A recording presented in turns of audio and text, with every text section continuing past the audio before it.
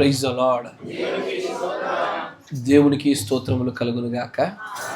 ఆమేన్. కూడి వచ్చిన మీ అందరికీ కూడా నా హృదయపూర్వకమైనటువంటి వందనాలు మరియు శుభములు తెలియజేస్తా ఉన్నాను. దేవుడు మిమ్మల్ని అందరినీ దీవించును గాక.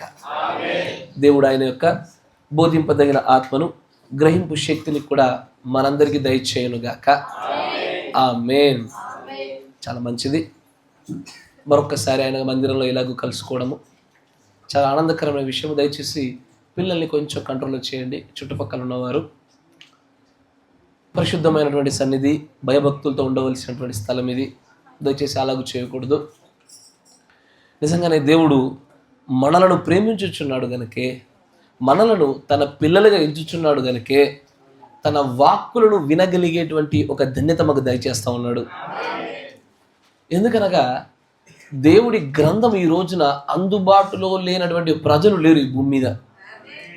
ఒకప్పుడు ఇప్పుడు సంఘ కాలాల యొక్క కాలంలో మిషనరీ ఏజ్ కదా, ఎప్పుడైతే జాన్ వెస్లీ గారు ఎప్పుడైతే ఉన్నారో ఆ ఫిలదెల్ఫియా ఆ సంఘ కాలంలో చూస్తే ఈ గ్రంథము, ఈ వాక్యము అందరికీ ఇప్పుడున్నటువంటి ఈ అందుబాటులో అప్పుడు లేదది. ఆ రోజున ఈ గ్రంథాన్ని పొందుకోవడానికి ప్రాణాలు ఒడ్డవలసిన పరిస్థితులు వచ్చాయి. తర్జమా చేసినందుకే అనేక మంది పరిశుద్ధులను అక్కడికక్కడే చంపేశారు, కాల్చి దహనం చేశారు. ఎంతో కష్టపడితే కానీ దేవుడి వాక్యం ఈ రోజున మన చేతుల్లోకి ఇలాగ వచ్చి ఉండకపోయేది. అలాగే ఎంతోమంది శ్రమలు, ఎంతోమంది త్యాగాలు, ఎంతోమంది హతసాక్షులుగా మారట వలన ఈ రోజున ఈ దైవ గ్రంథం మన చేతుల్లోకి వచ్చింది. ఈ రోజున టెక్నాలజీ పెరిగిపోయినందున బైబిల్ గ్రంథము ఆన్లైన్లో కానీ ఎక్కడైనా సరే అసలు దొరకట్లేదు అని ఏ ఒక్క మానవుడు చెప్పలేడు. అంత విరివిగా దేవుడి వాక్యం మనందరికీ దొరుకుతున్నది. కానీ వాక్యం దొరుకుతుంది అన్నప్పుడు అక్కడ ఒక చిన్న విషయాన్ని ఆలోచించాల. అక్షరమే దొరుకుతున్నది వాళ్ళకి, కానీ ఆత్మ దొరకట్లేదు. అక్షరం అయితే ప్రపంచాన్ని అందరికీ దొరికింది, కానీ దానిలో ఉన్న జీవాన్ని గ్రహించినటువంటి ఆత్మ మాత్రము తన భార్యకే దక్కింది. అదిగో అలాంటి ఒక గొప్ప ధన్యకరమైన జీవితాలు, మనం మాట్లాడుకునే విషయాలు, మన మధ్యలో దేవుడు బయలుపరుచుచున్నటువంటి సంగతులు ప్రపంచానికి గోచరం కావు. సంఘశాఖ సహోదరులు కూడా వీటిని చూసి వీళ్ళు చెప్పేది బైబిలేనా అని అనిపిస్తుంది ఒక్కొక్కసారి వాడికి. వీరు బైబిల్ని బోధించకుండా మరి ఏదైనా బోధిస్తున్నారా అనేటువంటి ఒక అభియోగాన్ని ఇప్పటికే మన పైన మోపి ఉన్నారు. ఎందుకంటే అక్షరమును మాత్రమే చూచువారు దాని వెనకాలన్న జీవాన్ని, ఆత్మను పట్టుకోలేరు. అక్షరం ఎల్లవెల్ల నశింపజేస్తుంది, కానీ ఆ అక్షరానికి ఆత్మ తోడైనప్పుడు ఆ అక్షరం వెనకాల ఉన్నటువంటి భావాన్ని పట్టుకోగలుగుతాము. యేసు ప్రభువారు అంటారుగా, మీకు నేను బలును కోరట్లేదు, విరిగి నలిగిన హృదయాన్ని కోరుచున్నాను అన్న మాట యొక్క వాక్య భావాన్ని గమనించారా అంటాడు ఆయన. వాక్యాన్ని గ్రహించుట వేరు, వాక్య భావాన్ని గ్రహించుట వేరు. వాక్యాన్ని గ్రహించిన వారు అక్షరార్థంగా ఉన్నట్టుగా చేశారు. కరెక్టేనా? ఒక అక్షరార్థంగా బలులంటే బలులే చేశారు. ఎందుకంటే వాక్యంలో ఉన్నటువంటి అక్షరాన్ని చూసిన ప్రజలు వీళ్ళు. కానీ అక్షరం యొక్క భావాన్ని చూస్తున్న ప్రజల యొక్క ఆలోచన వేరుగా ఉంటుంది, బోధ వేరుగా ఉంటుంది, వారి ప్రత్యక్షత వేరుగా ఉంటుంది, వారి భక్తి జీవితాలే వ్యత్యాసంగా ఉంటాయి. Praise the Lord. దేవుడికి స్తోత్రములు కలుగును గాక. ఎందుకంటే మనం చదివినటువంటి లేఖనము ఆదికాండము 14వ అధ్యాయము 1వ వచనం నుంచి 15వ వచనం వరకు చూసాము. అక్కడ ఇరువురు భక్తి చేయాలని చెప్పి ప్రయత్నిస్తున్న ఇద్దరు మనుషులు కనబడతా ఉన్నారు. ఆ ఇరువురు మనుషులు కూడా వారిలో భక్తి చేద్దామన్న కోరికే ఉన్నది, కానీ ఒకరేమో అక్షరాన్ని చూసి వస్తున్నట్టు కనబడతా ఉన్నారు, మరి ఒకరు భావాన్ని పొందుకొని వెళ్తున్నట్టు కనబడతా ఉన్నారు. ఎందుకంటే ఇదివరకు మనం చూసాము, అసలు బలి అర్పించాలి, ఒక అర్పణ దేవుడికి తీసుకురావాలి అనేటువంటి ఒక ఆలోచన వారికి స్వతహాగా కలగలేదు. కానీ వారు తమ తల్లిదండ్రుల యొద్ద నుంచి వినినటువంటి సంగతుల వలన ఆ అర్పణ వైపుగా వారు ప్రేరేపించబడ్డారు.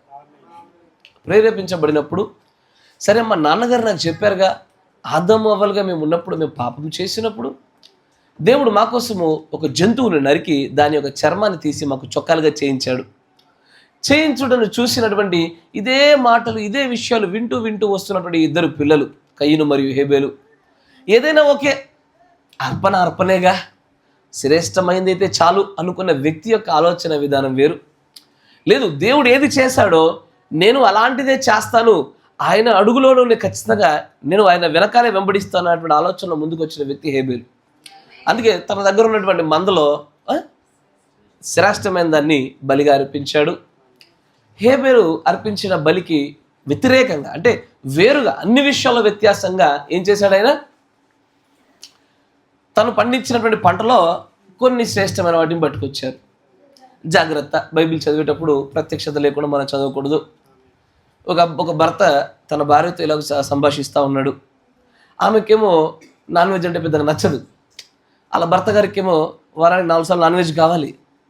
ఇట్లాగే వారి మధ్యలో సంభాషణ జరుగుతుంటే అది నా దాకా వచ్చింది. నేను ఆశ్చర్యపడ్డా, ఇలా కూడా చూడొచ్చా లేఖనాలని. అమ్మి, నువ్వు ఎక్కువగా అసలు నువ్వు నాన్ వెజ్ తింటలేవు, ఎక్కువగా వెజ్ తింటున్నావు. కావాలంటే చూడు, హేబేలు నాన్ వెజ్ పెడితే దేవుడు అంగీకరించిండు, కయ్యను వెజ్ పెడితే అంగీకరించలే, చూడు చూడు జాగ్రత్త అన్నాడు. అంటే నేను అనుకున్నా, అరే ప్రత్యక్షతలు ఈ స్థాయి ప్రత్యక్షతలు కూడా ఉన్నాయా అనిపించింది. ఏంది? ఆ అమ్మగారికి ఎక్కువ వెజ్ ఇష్టమైతే కనుక నువ్వు ఎక్కువ వెజ్ ఇష్టపడుతున్నావు, అది కయ్యని ఇష్టము తెలుసా? దేవుని ప్రజలు నాన్ వెజ్ ఇష్టపడతారు. అంటే ప్రజల యొక్క ఆలోచన, అక్షరం అందరి దగ్గర ఉంది కదా, అక్షరం ఎవరికి కొరతగా లేదుగా, కానీ ఆ అక్షరంలో ఉన్నటువంటి ఆ భావాన్ని పట్టుకోవడానికి ఆత్మ సహాయం కావాలా? ఆ పరిశుద్ధాత్మ సహాయం లేకపోతే దాన్ని ఎలాగైనా తీసుకోవచ్చు. అచ్చా, దేవుడు కూరగాయలు అంగీకరించలేదు చూసావా? అందుకొరకే దేవుడు ఎక్కడ చూసినా కూడా బలులు అర్పించమంటాడు. ఎక్కడ చూసినా కూడా ఆయన మంచి దహన బలులు ఇష్టపడుతున్నాడు అంటాడు. అది నాకు ఇంపైన సువాసన అంటాడు. అందుకే మనం నాన్ వెజ్ తినాలయా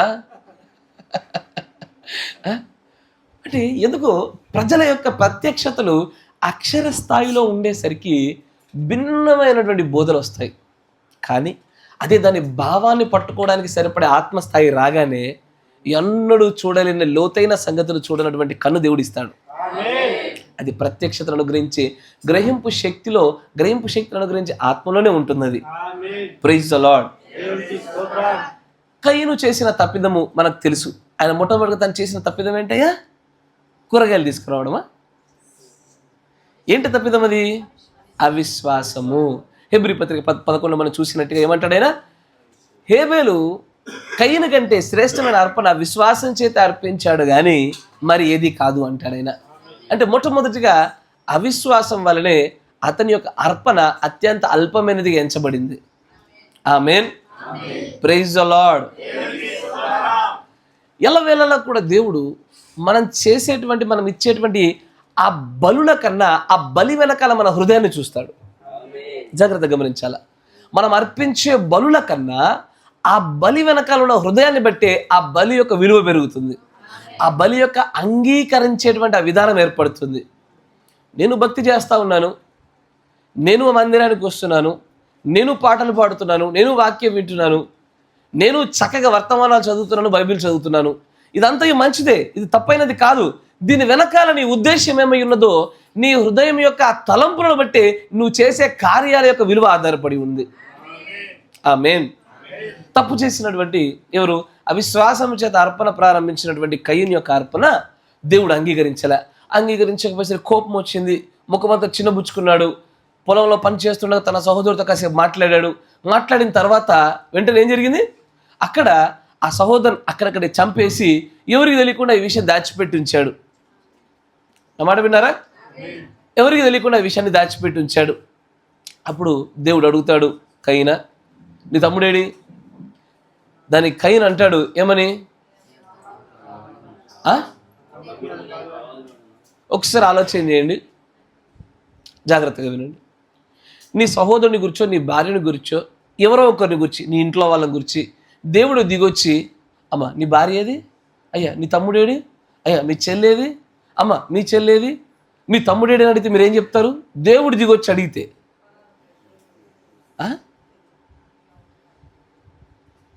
అదే సీన్లో ఊహించుకోండి. దేవుడే దిగొచ్చి ఎదురుగా నేరుగా నిలబడి, అమ్మ మీ తమ్ముడు లేదా మీ సహోదరి, మీ అమ్మ మీ నాన్న ఏరి అని అడిగాడు. దానికి ఏం చెప్తారు? దేవుడు కూడా సమాధానం చెప్పరా? నాకంటే పక్కన పెట్టండి, ఎక్కడున్నా అక్కడ చెప్తారా చెప్పరా? నేనైతే చెప్పను.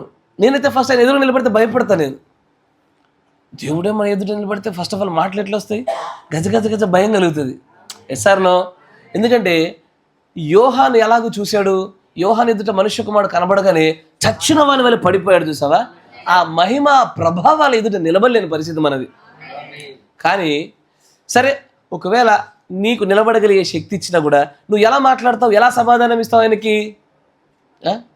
ప్రభువా, నా తమ్ముడు ఇదిగో అక్కడున్నాడు లేదా ఇక్కడున్నాడు, పోనీ కయ్యూను స్థానంలోనే ఉన్నాం అనుకోండి, ఏమంటాం? ప్రభువా, నా కోపం వచ్చి నా తమ్ముని కొట్టి చంపేశానయ్యా అంటాం. Yes or no? కరెక్టేనా? కానీ వాడు తిరిగిస్తున్న సమాధానాన్ని చూడండి ఒకసారి, గమనించండి. 9వ వచనం, యెహోవా నీ తమ్ముడైన హేబేలు ఎక్కడనున్నాడని కయ్యూను అడగగా అతడు ప్రభువా, సృష్టికర్త, తండ్రి అని అనలే. ఏమంటున్నాడు? తెలదు నాకు, తెలదు, అడను, నాకేం తెలుసు అడిగేవాడిని. ఏమన్నా నువ్వు కావాలన్నా, నేను కాపరా అడిగేమన్నా అంటే ఏమన్నా సెక్యూరిటీనా? ఇది దేవుడితో మాట్లాడదగినటువంటి మాట విధానమేనా? జాగ్రత్తగా గమనించాలి. దేవుడితో మాట్లాడదగిన విధానం ఎన్నటికీ కాదు ఇది.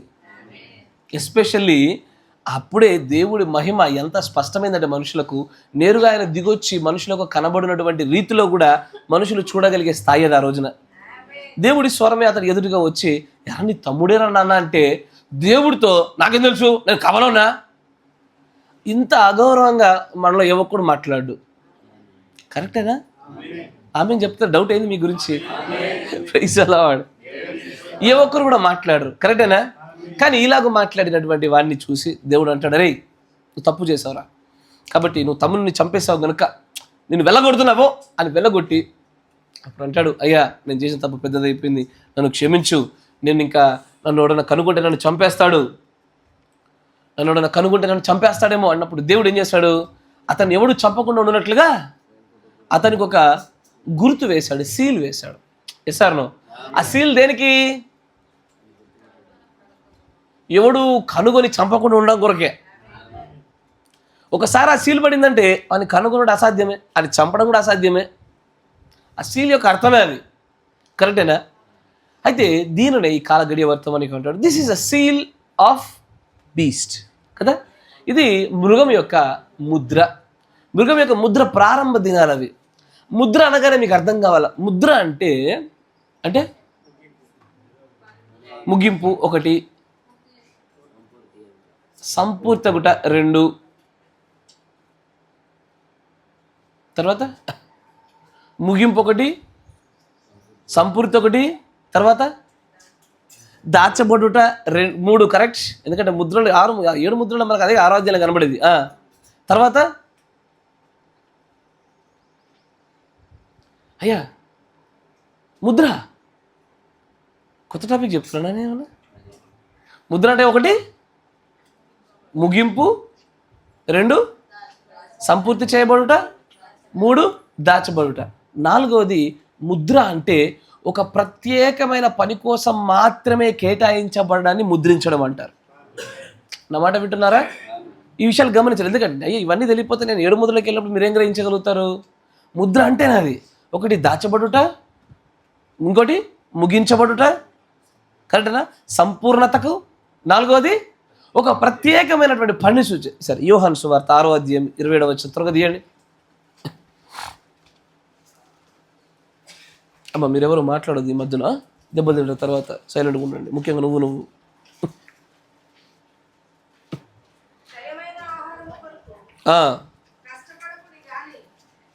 క్షయమైనటువంటి ఆహారము, ద పెరిషబుల్ మీట్ అంటే నశించిపోయే మాంసం కోసం మీరు కష్టపడకండి అయ్యా. జీవాన్ని కలగజేయనటువంటి అక్షయమైనటువంటి ఆహారం కోసమే కష్టపడండి. మనుష్య కుమారుడు దానిని మీకు ఇచ్చును. ఇందుకోసమే తండ్రి అయిన దేవుడు ఆయనకు ముద్ర వేసెను. అంటే యేసు ప్రభు వారు ఏ రకమైనటువంటి సంపూర్ణతను, ముగింపు కార్యమును, కొనసాగింపు కార్యమును దాచిపెడుతూ చేసే కార్యం ఏంటంటే ఎన్నటికీ కూడా నశించిపోయినటువంటి ఒక ఆహారము నిత్యత్వంలోనికి చేరు వరకు కూడా ఇస్తాడు ఆయన. అయ్యా తెలుగులో తర్జమా డిఫరెంట్గా ఉంటుంది. అక్కడ ఏమంటాడు? ఇంగ్లీష్లో ఏముందమ్మా? దాని పైన ఆహారం గురించి మాట్లాడుతూ, labour not for the meat which perish, నశించిపోయేటువంటి మాంసం కోసం కష్టపడకండి. ఫర్ దాట్ మీట్ అంటే ఏ మాంసం కోసం కష్టపడాలి? Which ఎండ్యూర్త్ unto the ever lasting life. అంటే ఇప్పుడు చూడండి, ఒక నశించిపోయే ఆహారం ఉంటుంది చూసారు. ఇప్పుడు క్షీణించి ఒక మాంసం కోసం కష్టపడ్డావు, ఈ రోజున తెచ్చుకున్నావు ఇంటికి, ఏమైపోతుంది అది? రేపట్లో కొంచెం వండకపోతే పాడైపోద్ది. ఫ్రిడ్జ్లో పెట్టుకుంటే 2-3 దినాలు ఉన్న తర్వాత అయినా పాడవలసిందే. కరెక్టేనా? ఒక ఆహారం ఇప్పుడు సంపాదించుకుంటే అది రేపు ఎల్లుండి ఒక 2-3 దినాల్లో పాడైపోతుంది. కానీ ఇక్కడ ఏమంటాడంటే నిత్య జీవము పొందుకునే వరకు కూడా పాడవకుండా నిత్యము నిలిచి ఆహారం ఒకటి ఉంది అంటాడు. ఎందుకంటే తెలుగు తర్జమాలో చూస్తే నిత్య జీవమును కలగజేయు ఆహారం అని ఉంటుంది. ఎసారో అదే ఉందా? ఏముందయ్యా? నిత్య జీవమును కలగజేయు ఆహారం అని ఉంటుంది. కానీ ఇంగ్లీష్లో ఉన్నట్టుగా తర్జమ చేస్తే ఏముంటుందంటే అక్కడ నిత్య జీవము వరకు నిలిచి ఉండే ఆహారం అని అర్థము. Which endureth unto the ever lasting life. ఈ రెండింటికి వ్యత్యాసం ఉందయ్యో. అప్పటి వరకు పాడవకుండా నిత్యము పాడవకుండా అలాగే నిలిచి ఉండే ఆహారం వేరు, నిత్య జీవపు ఆహారం వేరు. నా మాట విన్నారా? నిత్య జీవంలో మనం తీసుకునే ఆహారం వేరు, నిత్య జీవం వరకు నిలిచి ఉండే ఆహారం వేరు. ఈ రెండు వేరు వేరు విషయాలు. అయితే అక్కడ అంటాడు దీని కొరకే తండ్రి అయిన దేవుడు యేసుని ముద్రించాడు. ముద్ర అంటే యేసుక్రీస్తు వారు సైతం హి సీల్డ్. దేనివల్ల? దేనికోసము? ప్రజలకు అక్షయమైనటువంటి ఆహారాన్ని అందించడానికి ముద్రించబడ్డాడు. ముద్ర అన్న చోట అది ఎలా జరుగుద్ది? అది ముగింపు కార్యము, సంపూర్ణతయు, దాచబడుచు ప్రత్యేకమైనటువంటి ఆ పనిని చేసే బాధ్యతను పొందుకోవడమే ముద్ర. Yes or no? Whether it is a good or bad, అది మంచి కార్యమైనా సరే చెడ్డ కార్యమైనా సరే, ఎక్కడైతే కయ్యను ముద్రించబడ్డాడో వాడు ముగించబడ్డాడు, సంపూర్తి చేయబడ్డాడు, వాడు దాచబడుతూ సాగుతున్నాడు. వాడు దేని కొరకైతే ముద్రించబడ్డాడో ఆ చెడ్డ కార్యాన్ని వాడు చేస్తూ చేస్తూ చేస్తూ చేస్తూనే ఉన్నాడు. ఏమందామా? బంద్ చేయాలా? అరే ఫ్యాన్ అంటే బంద్ చేయండి రా. ఫ్యాన్ బంద్ చేయమని చెప్పాను అక్కడిది నేను. పైనది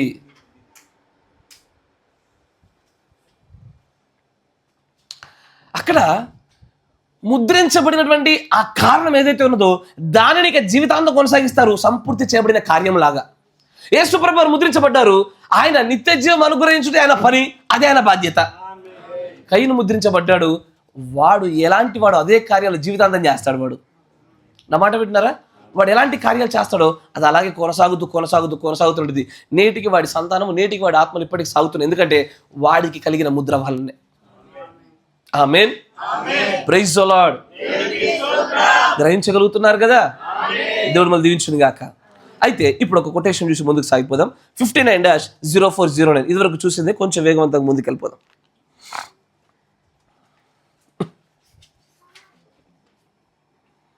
59-0409 దానిలో 49 పేర చూడండి త్వరగా. 49 పేరా?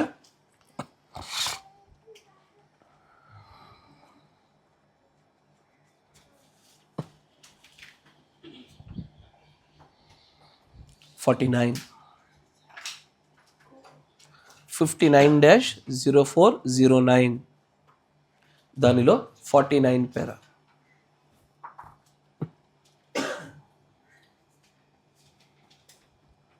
Saint Francis of Assisi, the walking preacher with a Bible under his arm. కరెక్టే ఉందా? సెకండ్ పేర చదవము. Be careful that we don't do the same thing. అదే కార్యాన్ని మనము చేయము. The Holy Spirit is here now. పరిశుద్ధాత్ముడు ఇప్పుడు ఇక్కడ మన మధ్యలో ఉన్నాడు. In its fullness. దాని యొక్క సంపూర్ణతలో ఉన్నాడు ఆయన. In its power. ఆయన శక్తితో కూడుకొని ఉన్నాడు. Be careful. మీరు జాగ్రత్తగా ఉండండి. If you don't wait till. ఇప్పుడు మీరు గనక If you don't wait till. All that did not receive the seal of God. మీరు గనక ముద్రించబడుట వరకు మీరు ఎదురు చూచకపోతే God the mark of the beast. ఎవరైతే దేవుని ముద్రను పొందుకునే వరకు కూడా ఎదురు చూడని ప్రతి ఒక్కరు కూడా మృగం యొక్క ముద్రను పొందుకున్నవారే. Yes or no? ఎందుకంటే మనం ఇదివరకు చాలా కొటేషన్స్ చూసాం, వాటిని అలా ఉంచండి. నేను ఎందుకంటే కొంతమంది కొత్తగా వచ్చారు కాబట్టి ఒక 5 నిమిషాలు దాని గురించి మాట్లాడాను. అయితే జాగ్రత్తగా గమనించండి. దేవుని యొక్క ముద్రను పొందుకోకపోవడమును, దేవుని యొక్క ముద్రను పొందుకునే వరకు ఎదురు చూచకపోవడమును, దేవుని యొక్క ముద్రను తృణీకరించడమును, ఇవన్నీ కూడా మృగం యొక్క ముద్రను పొందుకోవడానికి మనల్ని అటువైపుగా నెట్టేస్తున్న విషయాలు. ఏదైతే తృణీకరించినా, పొందుకోలేకపోయినా, గ్రహించలేకపోయినా, పొందే వరకు ఎదురు చూడకపోయినా ఆటోమేటిక్గా మనకి ఏమొస్తుంది అంటున్నాడు? మృగం యొక్క ముద్ర వస్తుంది అంటున్నాడు కదా. ఈ రెండు ప్యారలల్గా నడుస్తూ ఉంటాయి కదా. దేవుని యొక్క ముద్రను పొందే క్రమానికి అపోజిట్గా మృగం యొక్క ముద్రను పొందుకునే క్రమం కనబడుతూ ఉంటుంది. దేవుని ముద్ర పొందుకునే క్రమం ఏంటిది? నీతికరణ, శుద్ధీకరణ, పరిశుద్ధాత్మ బాప్తిజం, తర్వాతే ముద్ర కదా. Yes or no? The seal కదా. అయితే నీతికరణ, శుద్ధీకరణ ఎలా జరుగుతుంది? విశ్వాసము, సద్గుణము, జ్ఞానము, ఆశ నిగ్రహము, సహనము, దైవభక్తి, సహోదర ప్రేమ తర్వాతే ఒక వ్యక్తి పరిశుద్ధాత్మ సీల్ని పొందుకుంటున్నాడు. Yes or no? అదే రీతిలో దానికి విరుద్ధంగా, దానికి వ్యతిరేకంగా ఇక్కడ ఎవరు? మృగం యొక్క ముద్రను పొందుకునే మనుషులు కూడా ఇదే విషయాలకు వ్యత్యాసమైనటువంటి వ్యతిరేకమైన విషయాలు పొందుకుంటున్న కొలది వారు దేవుని ముద్రను పొందుకోవడానికి మారుగా మృగం యొక్క ముద్రను పొందుకుంటున్నారు. ఆమేన్. మనకు తెలుసు ఏది? విశ్వాసానికి అవిశ్వాసమనియు, సద్గుణానికి కపట నాటకములు, జ్ఞానమునకు కుయుక్తి, ఆశ నిగ్రహానికి సెన్షువాలిటీ లేదా సుఖానుభవము, సహనానికి అసహనము, దైవభక్తికి భక్తిహీనత. ఇక్కడికి వచ్చి ఆగాం మనం. ఎసారో? ఇవన్నీ కూడా కయ్యంలో చూసాం. ఏది? అవిశ్వాసము 11వ అధ్యాయం ప్రకారం చూసామా? హెబ్రీ 11 ప్రకారంగా కపట నాటకము, కుయుక్తి, సుఖానుభవము, అసహనము, ఇవన్నీ వాటిలో ఉన్నాయా? Yes, absolutely. ఇప్పుడు దైవభక్తికి విరోధమైనటువంటి ఏది? మృగం యొక్క ముద్రలోనికి మనల్ని నెట్టినటువంటి పదం ఏంటయ్యా? భక్తిహీనత. దాన్ని బైబిల్లో ఇంకో 3 పదాలతో వాడాడు. అక్కడ భక్తిహీనత అని రాయబడిన ప్రతి చోట 3 రకాల పదాలతో దాన్ని వర్ణిస్తూ వచ్చాడు. ఒకటి అన్గాడ్లీ, 2 వికిడ్నెస్, దుష్టత్వము, ఇర్రెవరెన్స్, గౌరవం లేకపోవట. కరెక్టేనా అయ్యా? దుష్టత్వము, దేవుని గౌరవించకపోవడము, భక్తిహీనత, ఈ 3 ఉంటాయా? అవును. ఇది కయ్యంలో ఉందా? వాడు దేవుని గౌరవించాడా? దేవుడు వచ్చి మాట్లాడుతున్నప్పుడు వాడు మాట్లాడిన మాటల్లో మీకు ఎవరికైనా గౌరవం కనబడిందా? పోనీ భయం కనబడిందా? ఆ ఔన్నత్యాన్ని బట్టి ఎవడైనా సరే ఆయన ముందు ఎలాగ మాట్లాడతాడో అలాంటి మాటలు దేవుడితో మాట్లాడినట్టు కనబడుతుందా? అంతేకాకుండా 1 యోహాను పత్రిక చూడండి, 3వ అధ్యాయము 12వ వచనం.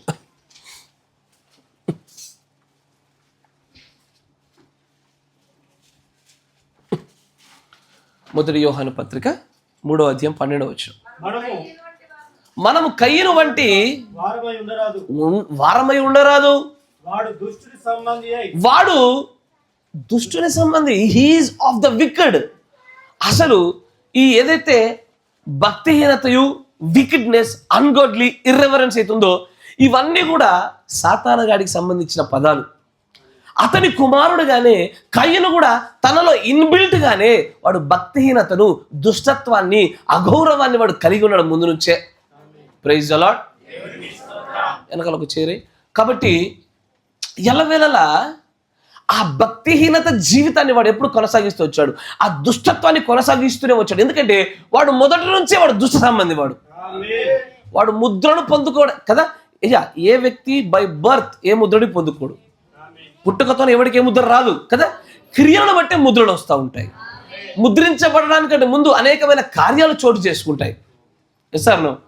ముద్రించబడడానికంటే ముందు అనేకమైన కార్యాలు ఒకదాని వెంబడి ఒకటి జరుగుతూనే ఉంటాయి. ముద్ర అనేది చివరి స్థాయిలో వచ్చేది. అలాగే వాడు ముద్రించబడడానికంటే ముందే వాడు మొదలు నుంచే దుష్ట సంబంధి, దుష్ట క్రియలు చేసి ఉన్నాడు. వాడి ఆలోచన, వాడి తలంపులంతా దుష్ట సంబంధమైనవే, భక్తిహీనతతో కూడుకున్నవే. Yes or no? భక్తి అంటే ఏంటో మనం చూసాం కదా. దైవభక్తి, గాడ్లీనెస్ అంటే ఏంటదయ్యా?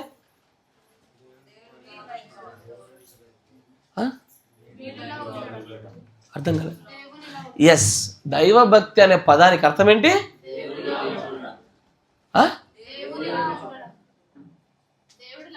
కరెక్ట్, అది అర్థమైంది. ఇంకా కొన్ని వినబడుతున్నాయి. ఏందని వింటున్నవి? నాకు దైవంలా ఉండేది నాకు అర్థమైంది. ఇంకా కొన్ని వినిపిస్తున్నవి ఏంటా అని వింటున్నా. ఏంటి ఇంకా? దైవభక్తి అంటే దైవభక్తి అంటే దానికి ఎన్నో పదాల అర్థాలు పట్టుకొని తీసుకొచ్చారని కాదు. దేవుడు తన ప్రవక్త ద్వారా పరిపూర్ణ మానవుని స్వరూపమైన వర్తమానం ఏమంటాడు? దైవభక్తి, godliness means to be like God. దేవుని లాగా ఉండడమే దైవభక్తి. ఆరాధించడము, కాసేపు పాటలు పాడడము, ఇది మాత్రమే దైవభక్తి. కాసేపు మోకరించి ప్రార్థన చేసుకో, ఇది మాత్రమే దైవభక్తి అని చెప్పడానికి కాదు. దేవుడి లాగా ఉండడమే దైవభక్తి కదా. దాన్నే ఆయన వీటన్నిటి వివరించే ప్రయత్నంలో చెప్తూ, దైవభక్తి అంటే సబ్మిషన్, లోబడుట, రెవరెన్స్, గౌరవము, ఎసార్ను, ఇది ప్రౌడ్లెస్నెస్, గర్వం లేకుండా ఉండే పరిస్థితిని భక్తిగా చెప్పాడు ఆయన. కానీ మనం ఇప్పుడు దేన్ని చూస్తున్నాము? ఇర్రెవరెన్స్ని చూస్తున్నాం, భక్తిహీనతను చూస్తున్నాం. ఏది? మనుషుల్ని మృగం యొక్క ముద్రకు దగ్గరగా తీసుకెళ్తున్నటువంటి ఇర్రెవరెన్స్ని గమనిస్తున్నాం, భక్తిహీనతను చూస్తున్నాం, అన్గాడ్లీనెస్, వికెడ్నెస్ అంటే ఏంటో చూస్తున్నాం. ఎందుకంటే మనలో ఉండకుండా చూసుకోవాలిగా. ఎసార్ను, అది ఇదివరకు పోయిన వారంలో ఒక మాట చూసాం. ఏమని? అది ఇర్రెవరెన్స్, ఆ అన్గాడ్లీనెస్, ఆ వికెడ్నెస్ చర్చిల్లో, సంఘాల్లో కూడా కనబడతా ఉన్నది. అది అల్పమైన స్థాయిలో నుంచి అత్యధికమైన స్థాయిలో వరకు అన్నిటిని మనం పరిశీలించి చూసినప్పుడు ఏంటది? ప్రార్థించేప్పుడు కొంతమంది ఏకీభవించరు, ఆరాధన జరుగుతున్న క్రమాల్లో ఏకీభవించరు. నేను ఇప్పుడు చూసా, చాలా మంది పాటలు పాడుతుంటే ఒకరిద్దరు పెదవులు కూడా కదలట్లేదు. That is ఇర్రెవరెన్స్. దాన్నే భక్తిహీనత అన్నాడు దేవుళ్ళ బైబిల్. పరిశుద్ధాత్మ ద్వారా ప్రవక్త చెప్పిన మాట, మీరు సంఘంలో నడిపించబడుతున్న క్రమానికి మీరు లోబడకుండా, ఆ క్రమంతో పాటు మీరు నడవనటువంటి మీ ప్రతి ప్రవర్తన, ఇట్ ఈజ్ ఇర్రెవరెన్స్. దేవుడి పక్షాన మనం కనపరుచుతున్న భక్తిహీనత అన్నాడు ఆయన. అందరూ పాడితే మనం పాడాలి, అందరూ చప్పట్లు కొడితే మనం కొట్టాలా? ఎస్ఆర్నో? అందరూ ప్రార్థిస్తే మనం ప్రార్థించాలా? నేను చూశాను కొంతమంది, ఈ రోజు కూడా చూసాను. ఎందుకంటే ఈ విషయాన్ని పోయిన వారమే చెప్పాను కదా, ఏదైనా మార్పు కలుగుతుందేమోనని. కొందరిలో వచ్చేది, కానీ మరి కొంతమంది పాటలు పాడుతుంటే ఇది భక్తిహీనత అన్నాడు ఆయన. ఈ భక్తిహీనత ఖచ్చితంగా మనల్ని నెమ్మదిగా భక్తుల నుంచి జారవిడిచి దేవుడి దగ్గర నుంచి దూరం జరిపి ముద్ర వేయబడే వరకు తీసుకెళ్తుంది. కాదు, ఎలాగూ నడిపించబడుతుందో క్రమం అలాగూ చేయాలి. మీకు అల్పమైన విషయాల నుంచి అధికమైన విషయాల వరకు ఈ భక్తిహీనత, ఇర్రెవరెన్స్ గురించి, అన్గాడ్లీనెస్ గురించి మీకు చూపిస్తాను. జాగ్రత్తగా గమనించండి. నాతో పాటు కలిసి ప్రయాణం చేయండి. 55-0621.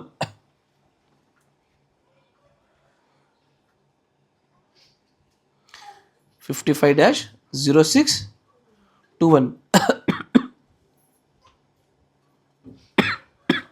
తెలుగులో ఉందమ్మా. ఏం పేరమ్మా? మంచి రోమిడా, గనుడైన రోమిడ. మంచిది. 30 చూద్దాం. 30.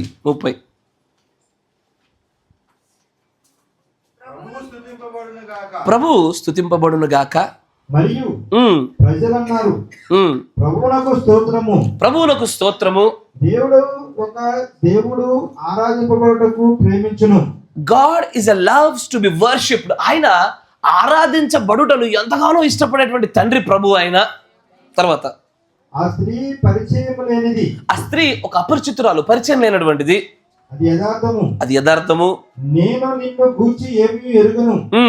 ప్రభువైన యేసు నాకు ఎంతగా బయలుపరచునో అంతగా నేను ఆమెతో మాట్లాడేదను. అయితే ఆ వరుసలో నిలబడి ఉన్నవారి కొరకు, నీవు ఎక్కడ దేని కొరకు ఉన్నావో దేవుడు నాకు చెప్పిన యెడల నిన్ను స్వస్థపరచువానిగా నీవు నమ్ముదువా? నీ కొరకు నేను ఆయనను కలుసుకొనబోచుండగా అలా అప్పుడు నీవు భయభక్తులతో ఉండుము. వైద్యునిచే నీవు పరీక్షింపబడ్డావు. వారు నీకు శస్త్రచికిత్స చేయగోరెను. మరియు నీకు కడుపులో మరియు కాలేయములో ఒక సమస్య కలదు. నీకు పిత్తాశయములో సమస్య కలిగి ఉన్నావు. ఆ వైద్యుడు ఆపరేషన్ చేయగోరెను. మరియు నీవు ఆపరేషన్ చేయవలనని కోరుకునటలేదు. అందుచేత నీవు ఇక్కడ ఉన్నావు. మరియు నీవు చేశావు. ఇక్కడకు వచ్చుటకు ఆ అవకాశం నీవు పొందినట్లుగా నీవు ప్రార్థన చేశావు. నీవు ఒక గదిలో ఉన్నావు. మరియు దీని కొరకు నీవు ప్రార్థన చేశావు. మరి నీవు పిలువబడి ఉండినప్పుడు నిజముగా సంతోషించిన దానివయ్యావు. అది సత్యమైనది. నీ విశ్వాసమే నిన్ను రక్షించినది. గమనించండి, ఇక్కడ ఒకసారి నన్ను చూడండి. ఇక్కడ ఒక సిస్టర్ ఉంది. ఆమెకు ఏం సమస్య? పిత్తాశయం, కాలేయము అంటే గాల్ బ్లాడర్ సమస్య.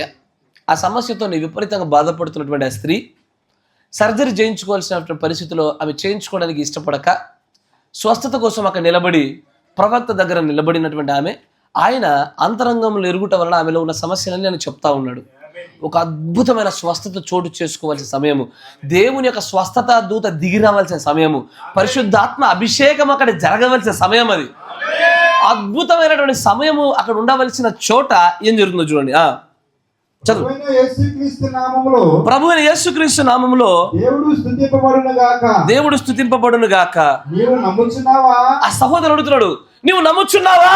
దయచేసి పైకి లేవొద్దు. ఏంది? Please do not get up. తర్వాత చదవండి. నీవు ఇబ్బంది పడుచున్నావు. You are disturbing. ఇబ్బంది పెడుతున్నావు. పైకి లేవొద్దు. పైకి ఏం జరుగుతుందో తెలుసా? అక్కడ ఒక అద్భుతమైనటువంటి స్వస్థత కార్యం జరుగుతున్న చోట, అద్భుతమైనటువంటి ఆరాధన జరుగుతున్న చోట, దేవుడి పరిశుద్ధాత్మ వలన దేవుడి స్వస్థత దూత దిగి రావాల్సిన చోట విశ్వాసులు లేచి నిలబడి వెళ్ళిపోతున్నారు. విశ్వాసులు తదేకంగా లేచి నిలబడుతున్నారు. నా మాట వినండి. చాలామందికి సంఘ శాఖల్లో అవి సాధారణమైన విషయాలు, క్రమము లేని సంఘంలో అవి సాధారణమైన విషయాలు. కానీ అక్కడ మనుషులు లేచి అటలు ఇటు కదలాడుతున్న చోట, స్వస్థత కార్యం జరగవలసిన చోట, పరిశుద్ధాత్మ యొక్క ఆ స్వస్థత దూత అనేక సార్లు ఈ ఆడిటోరియంలో దిగొచ్చాడు అని బ్రహ్మంగా చెప్తున్నారు. అది అలాంటి ఒక గొప్ప సందర్భం చోట దయచేసి లేవకండి, మీరు డిస్టర్బ్ చేయకండి, మీరు ఇక్కడ ఖచ్చితంగా ఇబ్బంది పెట్టకండి అన్నాడు. ఎందుకు? పెడితే ఏమవుతుంది? లేస్తే ఏమవుతుంది? నువ్వు ఇబ్బంది పడుతున్నావు, పైకి లేవొద్దు. అది చాలా అగౌరవముగా ఉండును. It's very irreverent. అది భక్తిహీనత, అగౌరవమైన కార్యం.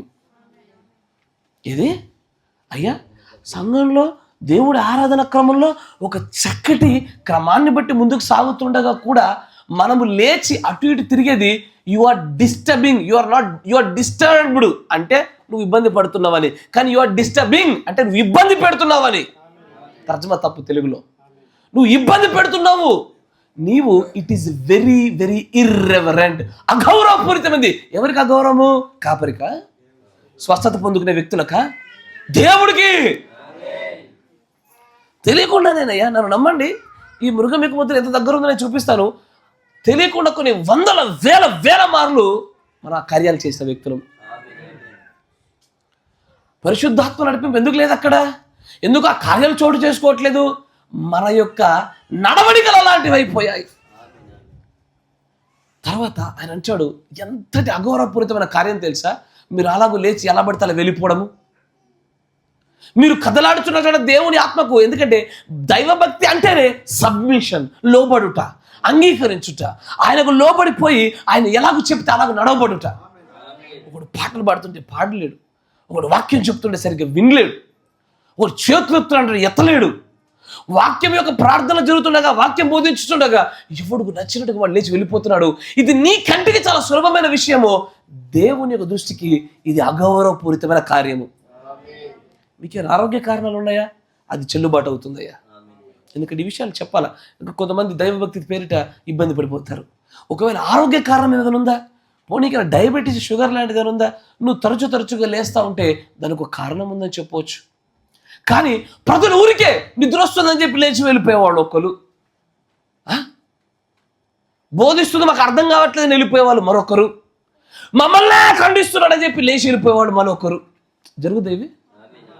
ఎస్ఆర్లో మమ్మల్ని ఖండిస్తున్నాడు పొద్దుసమానమా లేచిపోయేటోళ్ళు మరొకరు. ఇవన్నీ కూడా భక్తిహీనతకు కారణాలు, భక్తిహీనతను చూపించే విషయాలు. These are irreverent. అయ్యా ఇది అల్పమైన సంగతి నీ కంటికి, ప్రభు దృష్టికి కాదయ్యా. నువ్వు కానీ నీ దగ్గర ఉన్న, నీ తెలుసా, నేను ముందు చూపిస్తాను. స్వస్థత జరగవలసిన చోట వాక్యం వినుటతోడనే, ఉదాహరణకి సహోదరులకు అనారోగ్యం ఉంది, వాక్యం వినుటతోడనే ఇతనికి స్వస్థత కలగవలసిన చోట నువ్వు చూపించినటువంటి ఆ అగౌరవపూరితమైన కార్యం వల్ల ఇతనికి స్వస్థత దొరకదు. చెప్తాడు ఇక్కడ. అత్యంత భయంకరమైన పరిస్థితి అది. సంఘంలో శక్తిహీనంగా మార్చడానికి, సంఘంలో పరిశుద్ధాత్మక అభిషేకం లేకుండా చేయడానికి మనమే కారణం. ఏముంది? ఒక ఎగ్జామ్ హాల్కి వెళ్తే కూడా మనం ఎప్పుడు పడితే అప్పుడు లేచి వెళ్ళిపోవడానికి అవకాశం ఇవ్వడవాడు. కరెక్టేనా? ఈ లోకంలో, ఈ భూలోకంలో ఎందుకు పనికిరానటువంటి ఈ కార్యాలలో ఎప్పుడు పడితే అప్పుడు లేచి వెళ్ళిపోవడానికి ఆ ఎగ్జామ్ హాల్లో అవకాశం లేడు. సంఘం ఏంది చేపల మార్కెట్ అయిపోయింది ఈ రోజున. నచ్చకపోతే వెళ్ళిపోతాను కూర్చుంటా బయట కూర్చొని లా బెంచ్ మీద కూర్చొని కాళ్ళు కూడా వాక్యం వింటా. అరే నీకు అనారోగ్య సమస్య ఉందా? ఒక నిజంగా అనారోగ్య సమస్య ఉంటే దేవుడు చెల్లుబాటుగా దాన్ని చూస్తాడు. నీకు స్వస్థత కలగజేయడానికి, నువ్వు పొందుకోవడానికి నీకు సహాయపడతాడు. కానీ మిగిలిన కారణాలను బట్టి మనం చేస్తున్న విషయాలను చూసారా, ఇవన్నీ ఇర్రెవరెంటే, అగౌరవపరితమైనవి. ఎవరికి అగౌరవము? కాపరికో సంఘానికో వ్యక్తికో కాదయ్యా, దేవుడికే. కానీ మనం చేస్తున్న కార్యాలు అలాంటివి అంటాడైనా. జాగ్రత్త. మరొక కొటేషన్ చూపిస్తాను మీకు. ఎందుకు అట్లా కదలకూడదు, ఎందుకు వాక్యం చెప్పుచుండగా ఓ స్వస్థత జరుగుతుండగా ఎందుకు లేచి వెళ్ళిపోకూడదు, ఎందుకు అటు కదలాడకూడదు అని చెప్తాడో చూస్తాడు. చూడండి, 55-1003.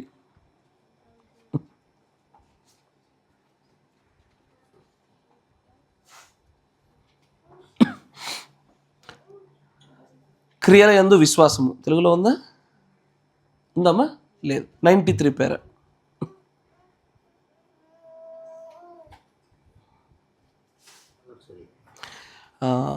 55-1003 తెలుగులో ఉందయ్యా. కరెక్టేనా? అదే కోట, అదే మెసేజ్ కూడా కాదు. హల్లెలూయా అంతో స్టార్ట్ అవుతుంది. చదువు. హల్లెలూయా.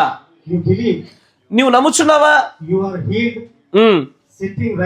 నువ్వు అక్కడ ఉండగానే నువ్వు బాగుపడ్డావని నువ్వు నమ్ముచున్నావా? నేను నమ్ముచున్నాను, నా పూర్ణ హృదయంతో ఈ మాట నమ్ముచున్నాను. ఇది అద్భుతముగా లేదా? నీవు గౌరవం కలిగి ఉండు, దైవభక్తిని కలిగి ఉండము. ఇప్పుడు నువ్వు లేచి వెళ్ళిపోవద్దు. ఎందుకయ్యా ఈయన ప్రతిసారి ఈయన బాధ ఏందో, ఈయన వాక్యమైన చెప్పుకోకుండా, ఈయన స్వస్థత చేసుకోకుండా, ఈయన ఆరాధన చేసుకోకుండా లేచిపోయేటలు అందరిని పట్టుకొని లేవకండి వెళ్ళిపోకండి ఎందుకు చెప్తున్నా పదే? కారణం చూద్దాం ఒకసారి. ఇది సమయమా? మంచిది. We will close them. మనం దీన్ని ముగించుదాం. గమనించండి. మంచిది. దేవుడు మిమ్మల్ని అందరూ దీవించును గాక. ప్రతి ఒక్కరిని కూడా నువ్వు when you stir అంటే స్టిర్రింగ్ అంటే తిప్పడము, కదలాట. మీరు ఎప్పుడైతే అటు ఇటుగా కదులుతూ ఉంటారో, మీరు ఎప్పుడైతే అటు ఇటు తిరుగుతూ ఉంటారో, ఎప్పుడైతే లేస్తూ కూర్చుంటూ మీరు ఉంటారో, దేవుడు పరిశుద్ధత కలిగిన వాడు, గౌరవాన్ని కోరుకునేవాడు. ఎస్ఆర్నో? ఆయన చేయడు. మీరు లేచి కూర్చొని కదలాడుతూ అటు ఇటు మాట్లాడుతూ వాడిని వీడిని గిలుతూ మీరు చేస్తున్న ఈ కార్యాల వల్ల దేవుడు ఎన్నటికీ మీ మధ్యలో కదలాడలేడు. మాట విన్నారా? మీరు when you stir, God can't move when you have irreverence.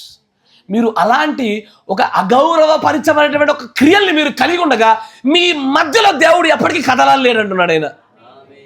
సంఘంలో మనం సమకూర్చబడింది, మన మధ్యలోకి దేవుడు దిగొచ్చి మన పైన అల్లాడింపబడాలి ఆయన ఆత్మ. అలాగూ ఆయన ఆత్మ కదలాడబడాలని కోరుకుంటున్న చోట ఒక్కడు కనపరిచి అగౌరవపరిత ఒక క్రియ వల్ల దేవుడు ఆత్మ కదలాడదాడు ఇక్కడ. ఆయన వచ్చాడు. ఆయన సాధారణమైన మాటలతో చెప్పినా సరే ఆ సరళత్వంలో అనేక విషయాలు దాచిపెట్టబడ్డాయి.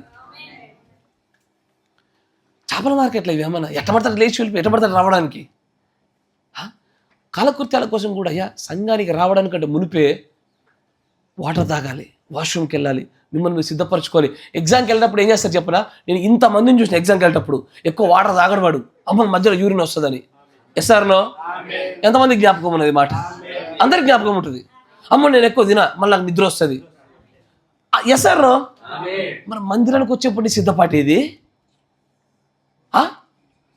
నిద్ర బాగా ఎందుకు నిద్రపోతుంటే వచ్చే కొంచెం ఎక్కువ తిన్నానయ్యా. కొంతమంది అయితే రాత్రి ఎగ్జామ్కి ముందు చక్కటి అలారం పెట్టుకొని చక్కగా పడుకుంటారు. ఎందుకు? ఎగ్జామ్లో నిద్ర రాకుండా ఉండడానికి. ఎస్ఆర్నో? ఎక్కడో ఈ లోకానుసారమైన విషయాల పట్ల కనపరిచిన ఆ గౌరవము దేవుడి పట్ల కనపరచకుండా కోరుకుంటున్నాను చూడు, స్వస్థతల్ని, మహిమల్ని, ఆత్మల్ని. అయ్యా అగౌరవపూరితమైన క్రియలే. ఆయన అంటాడు, మీరు లేచి వెళ్ళకండి, లేచి కదలకండి, లేచి కదలకండి, లేచి కదలకండి. ఎందుకంటే అలాగూ కదలాడమని ప్రజల మధ్యలో దేవుడు తన ఆత్మను, తన శక్తిని కదలాడించాడయ్యా. ఆయన కదలలేడు, హీ కాంట్. ఇది ఇర్రెవరెన్స్, ఇది గౌరవం ప్రదర్శించాలని ఒక గొప్ప భయంకరమైన విషయం అంటున్నాడు ఆయన. ఇక్కడికి వచ్చింది ఎలా ఉండాలా, ఎలా పెడతాలో, నీవైనా నేనైనా ఎవరు ప్రవర్తించాలని వీల్లేదు ఇక్కడ. ఇది దేవుడి మందిరం అనియు, ఇది భయభక్తులతో ఉండవలసిన స్థలం అని మనకు తెలియదా?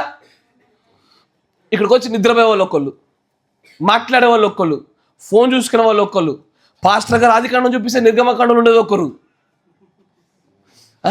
ఎస్ సార్ నా దేవుడు పాస్టర్ కూడా ఏ కోణం కూడా తీసుకెళ్తాడో ఇదే కోణం కూడా పోతే ఇంకో నెక్స్ట్ ఇది చెప్తాడు. ఆ తిప్పి రెడీగా పెట్టుకొని చెప్పడం వల్ల టక్కన చదవడానికి ఇష్టపడే వాళ్ళు ఒక్కరు. అయ్యా, ప్రభు ఆత్మ మనపైన కదలాడడానికి మనము ఆ ఆత్మను స్వీకరించే పాత్రలుగా ఖాళీగా సిద్ధంగా రెడీగా ఉండాలి ప్రభువా అని నింపబడ్డానికి.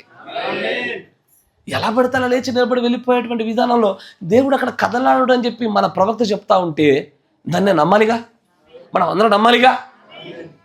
దీన్ని ఇర్రెవరెన్స్ అన్నాడు, భక్తిహీనతలో. ఇవి నీ కంటికి అల్పమైనవేమో ఆలోచించండి. ఎప్పుడు పడితే అప్పుడు లేచిపోతున్న మన పరిస్థితులు చూస్తుంటే అక్కడ దేవుడు ఆత్మ కదలాడతలేదు అని ఇక్కడ ఎవరు ఉన్నట్టు? దేవుడు ఆత్మే కదలాడతలేదు, దేవుడే దాన్ని సంధించాలని చెప్పాక ఇంకెవడు సంధించినట్టు?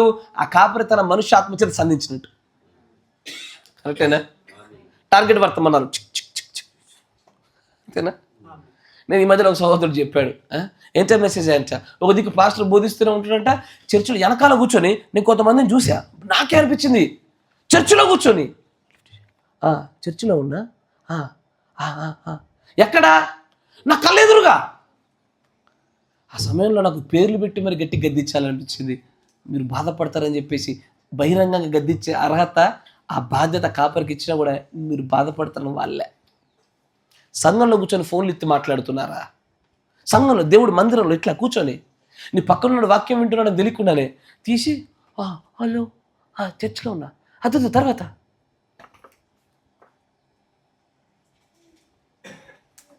అయ్యా వాష్రూమ్ వస్తే బయటకు వెళ్తున్నావా?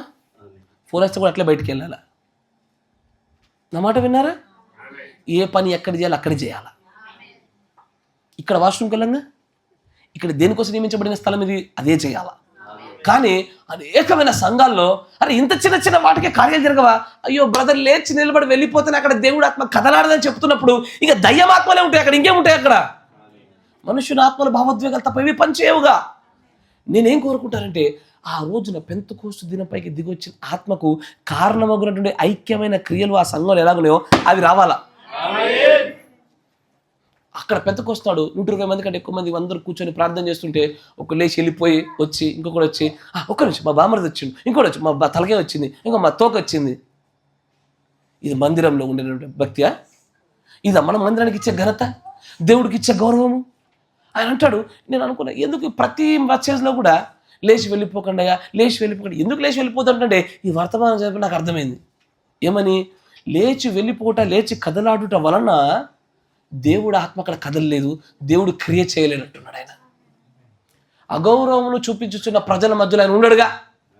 అగౌరవమును కనపరుచుతున్న ప్రజల మధ్యలో కార్యం చేయడు. నువ్వు అగౌరవాన్ని చూపించే వ్యక్తి నీవు ఉండకు, నీ పక్కనే ఉన్న అలాగ చేస్తే సహోదరి అలాగ చేయకు. బ్రదర్ వాక్యం వినండి అని మనల్ని మనం సరి చేసుకుందాం. అయ్యా ప్రైజ్ ది లార్డ్. మరొక విషయాన్ని ముందు పెడతాను. 56-0615 మీకు అర్థమవుందిగా. ఎప్పుడు పడితే అప్పుడు లేచి వెళ్ళిపోయి వాళ్ళని వీళ్ళని కదిలించు, పక్కోనికి ఇక్కొని గిలుతూ, పక్కోడు వాక్యం వినకపోతే నోరు మూసుకోను. నువ్వు ఒకసారి కదిలించు, వినలేదా నువ్వు నేరుగా వాక్యం విను. నువ్వు ఈ యొక్క సంఘం యొక్క క్రమాన్ని డిస్టర్బ్ చేయబాక. పరిశుద్ధాత్ముడు ఇక్కడికి వచ్చి కదలాడబడుటకు నువ్వు అడ్డుగా ఉండబాక.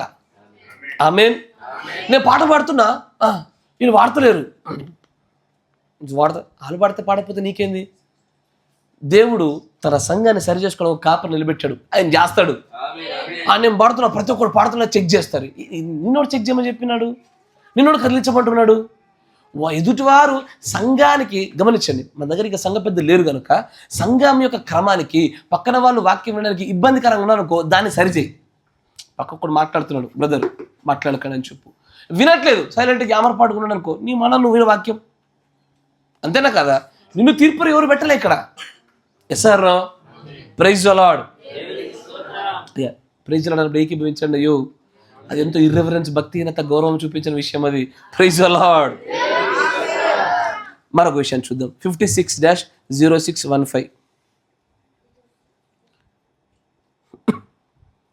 56-0615 నిర్గమము అనే వర్తమానము, దాంట్లో 20వ పేర.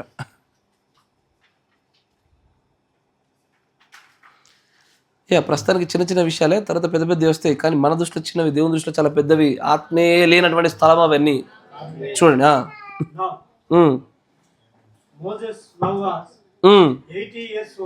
మోషే 80 సంవత్సరాలు కలిగినాడు అక్కడ. ఎప్పుడు? ఆ మండుచున్న పొద సందర్భం గురించి మాట్లాడుతూ మోషే ఆ సమయంలో 80 సంవత్సరాలు కలిగిన వ్యక్తి అయినా ఆయన విమోచకుడు ఉండవలసిన చోట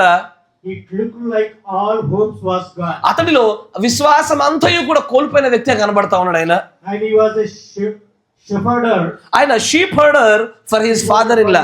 అతని యొక్క మామ యొక్క మందకి అతడు ఒక కాపరిగా పనిచేస్తా ఉన్నాడు. ఆయన అక్కడ ఆ యొక్క ఎడారికి వెనక వైపున ఒక ఉదయమున అక్కడ సూర్యుడు పైకి వచ్చున్నటువంటి సమయంలో అతడు మెల్లగా ఒంటరిగా నడుచుకుంటూ ముందుకెళ్తా ఉన్నాడు. ఆయన ఒక వైపు చూశాడు. అక్కడ అత్యంత భయంకరంగా మండుచున్నటువంటి ఒక పొద కనబడతా ఉన్నది.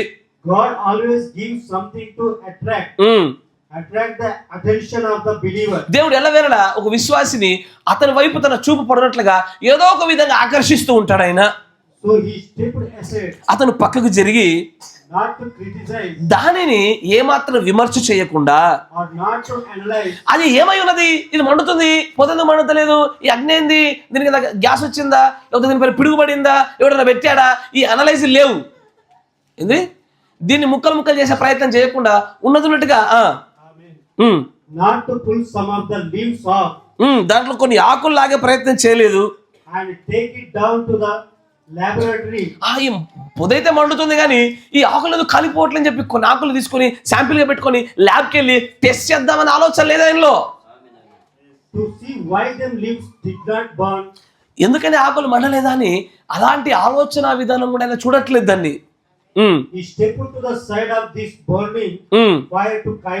ఆయన అత్యంత కైండ్లీ, మృదువుగా ఏం చేస్తా ఉన్నాడంటే ఆ యొక్క మండుచున్న పొద వైపు అడుగులు వేశాడు. ఆయన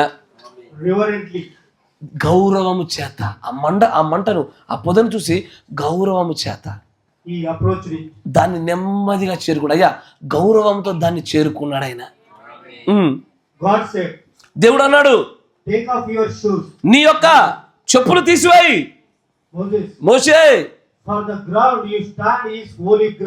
ఈ స్థలము అతి పరిశుద్ధ స్థలము, నీ చెప్పులు తీసివేయి మోషే అని చెప్పాడు. That's what it is today. ఈ రోజున ఇదే జరుగుతుంది. The reason that gifts are in the church, ఈ రోజున వరములు మరియు సంఘము, the reason people don't get very much today is, ఈ రోజున ఎందుకో సంఘము అనేకమైన విషయాల్లో అత్యధికంగా పొందుకోవడానికి ఎందుకు విఫలమవుతుందంటే because it's irreverent you approach it. ఇది నీవు అగౌరవముగా దేవుణ్ణి చేరుకొనుచున్న నీ విధానమే దేవుడి నుంచి అధికమైన శక్తిని పొందుకోకుండా నేను ఆపుతున్నది. అయ్యా దేవుని చేరుకునేప్పుడు, దేవుని మందిరానికి వచ్చేప్పుడు, దేవుని వాక్యం వింటున్నప్పుడు, దేవుని దగ్గర ప్రత్యక్ష పొందుకునేప్పుడు ఆ గర్వపూరితమైనటువంటి ఆత్మలు, ఎందుకంటే భక్తిహీనత అంటేనే ప్రౌడిష్, కరెక్టేనా? ఆ భయముతో కూడుకున్నటువంటి ఆ గౌరవప్రదమైనటువంటి అడుగులు దేవుడి వైపుగా పడకపోవుటయే ఈ రోజున సంఘంలో ఎక్కువ మంది దేవుని యొక్క వరాలని కానీ శక్తులు కానీ మహిమలు కానీ పొందుకోపోతున్నారు అంటున్నాడు ఆయన. తర్వాత ఎట్లా వస్తున్నారంట? You have got to commit to it with a full surrender. అందుకే చెప్పాను, భక్తి అనే మాటకి సరెండర్ కదా, సబ్మిషన్ అనే పదాలు చెప్పాను. నువ్వు ఎలా రావాలి దేవుణ్ణి చేరుకునేప్పుడు? దేవుని నువ్వు చేరుకునేప్పుడు ఎలా రావాలి? నువ్వు కంప్లీట్ గా సరెండర్, లొంగిపోవచ్చున్నట్టుగా రావాలా. నీ సొంత తెలివితేటలు కానీ నీ సొంత ఆలోచనలు ఏవి లేకుండా నేను ఏది కాదు, నేను నిర్వీర్యము శూన్యం అనే ఆలోచన చేత నీవు ఎట్లా రావాలి అనే దగ్గరికి లొంగిపోవునటువంటి ఆత్మ చేత రావాలి అక్కడికి. ఆమేన్. నువ్వు ఎప్పుడైతే దేవుని దగ్గరికి వస్తావో నువ్వు don't just haphazardly come up and beat on the altar and chew the chewing gum. That's not the way to come to God. ఏంది నువ్వు దేవుని చేరుకునేప్పుడు నోట్లో ఒక బబుల్ గమ్ ఏంటది? బబుల్ గమ్ అనే ఏమంటారు ఇంకా మీరు? బబ్లికం. మీ బాగా అందుకని ప్రాంతీయ భాష అర్థం కాల. బబ్లికం వేసుకొని బాగుండు. అందుకే నేను చూసిన కొంతమందిని ఏంది లప్పడంతో సోప్ వేసుకొని చర్చిలోకి వచ్చి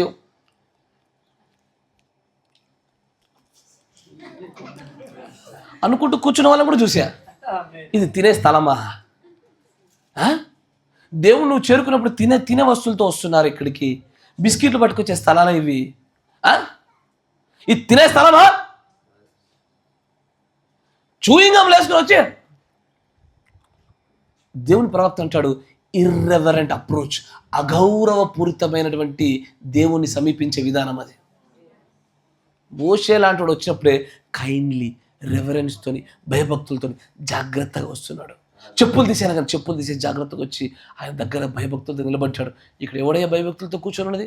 దేవుని చేరుకుని అలా జరుగుతున్నాం మనం ఏమన్నా? తినేవాడు దించలే ఉంటాడు. ఈ పిల్లలకి ఎందుకు ఫుడ్ పెడతారో అర్థం కాదు. ఇక్కడికి దేవుని చేరుకునే విధానం కాదు కదా ఇది. కాదు కదయ్యా. కాపర్లు కూడా ఏం తక్కువ కాలే.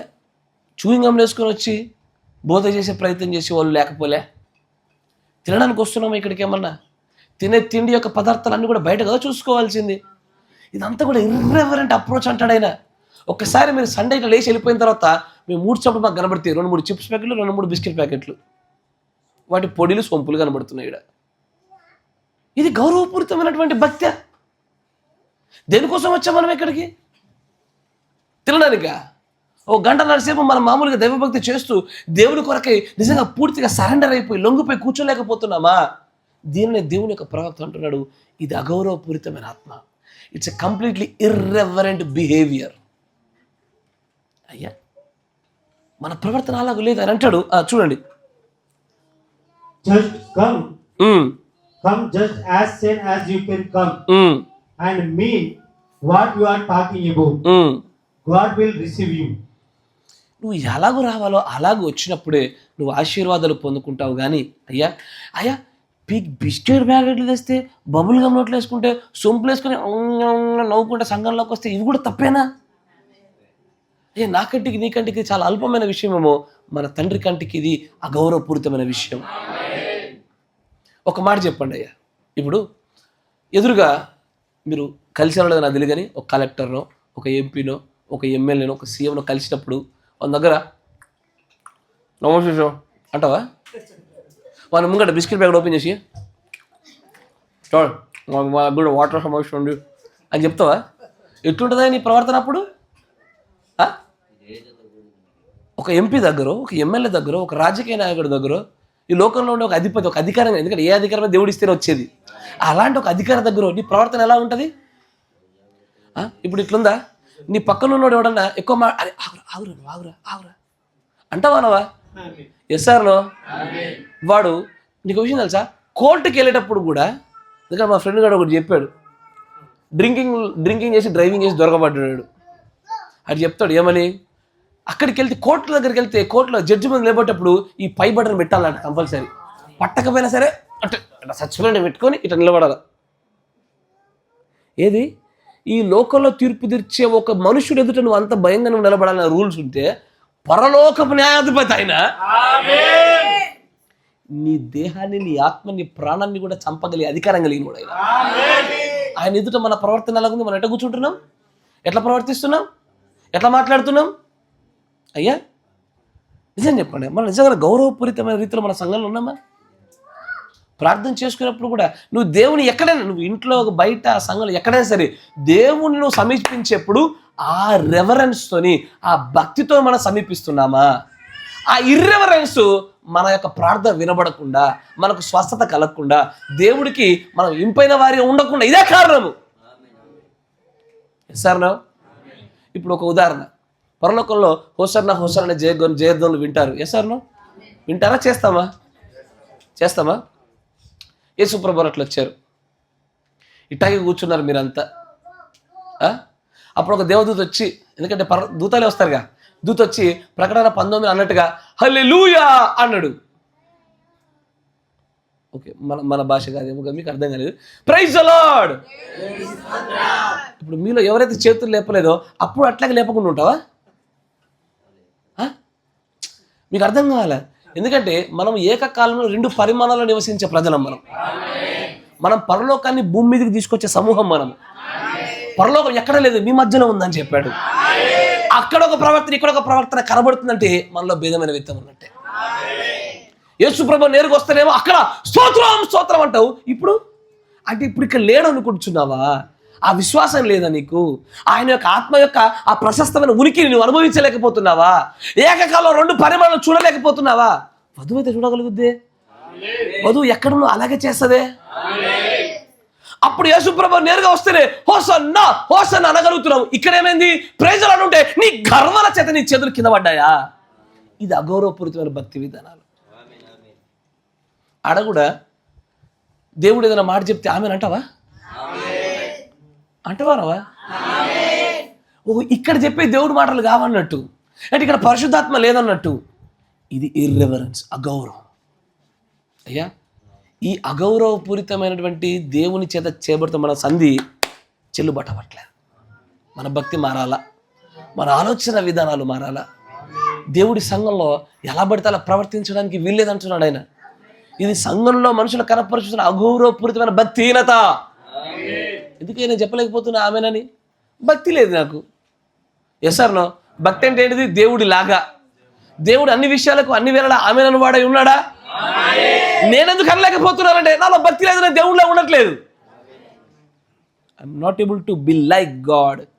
దేవుడు ఆమెనను వాడై ఉన్నాడు. తండ్రి ఆమెనను వాడై ఉన్నప్పుడు ఆయన యొక్క భార్య కూడా ఆమెననున్నదే ఉంటుంది. మీ గర్వాల చేత మన మూతులు ముడుచుకొని చేతులు పైకెత్తకుండా ఇదే గర్వపూరితమైన ఆత్మలు. Yes or no? ఈడేవాడో సుకేష్ గారు ఎవడో వచ్చి చెప్తే నేను లోబడేది అనుకునే ఆత్మలు కూడా ఉంటాయి. నిన్నెవరు కాపాడలేరు. ఆ తండ్రికి కంప్లీట్గా పూర్తిగా సరెండర్ అయి వచ్చినప్పుడే, అయ్యా నిన్ను బాగు చేసేది నీకోసం రక్తం కార్చిన కాపరి కాదు దేవుడు, ఆయన నిన్ను బాగు చేస్తాడు.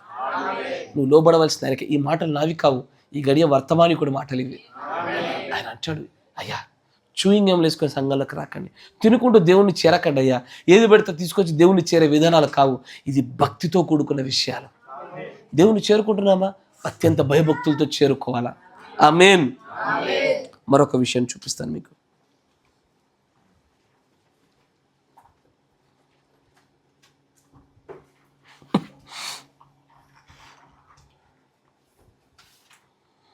See 56-0801.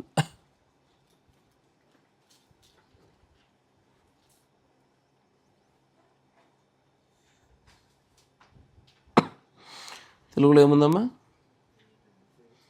లేదా? అయితే నేను చెప్పేస్తా. The arrow of God's deliverance shot from above అంటే విల్లు నుంచి వెలువడినటువంటి దేవుని యొక్క రక్షణ బాణము లేదా విడుదల బాణము అనే వర్తమానంలో 33వ పేరు చూడండి.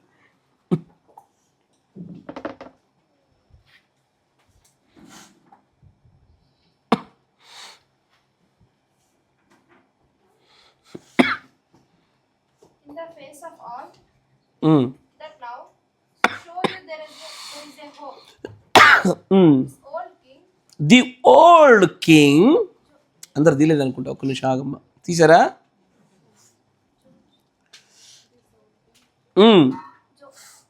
జోషయా. Heard that the అమ్మాయికి తీసుకొస్తుంది. heard that the prophet was sick. Prophet was sick.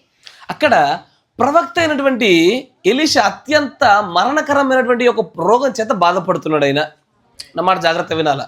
మరణకరమైన రోగం చేత బాధపడుతున్న సందర్భాన్ని గురించి మాట్లాడుతున్నాడు. అక్కడ జోషయ అనేటువంటి ఒక రాజు వచ్చి కలుస్తున్నాడు. ఆయన And he went down to visit him.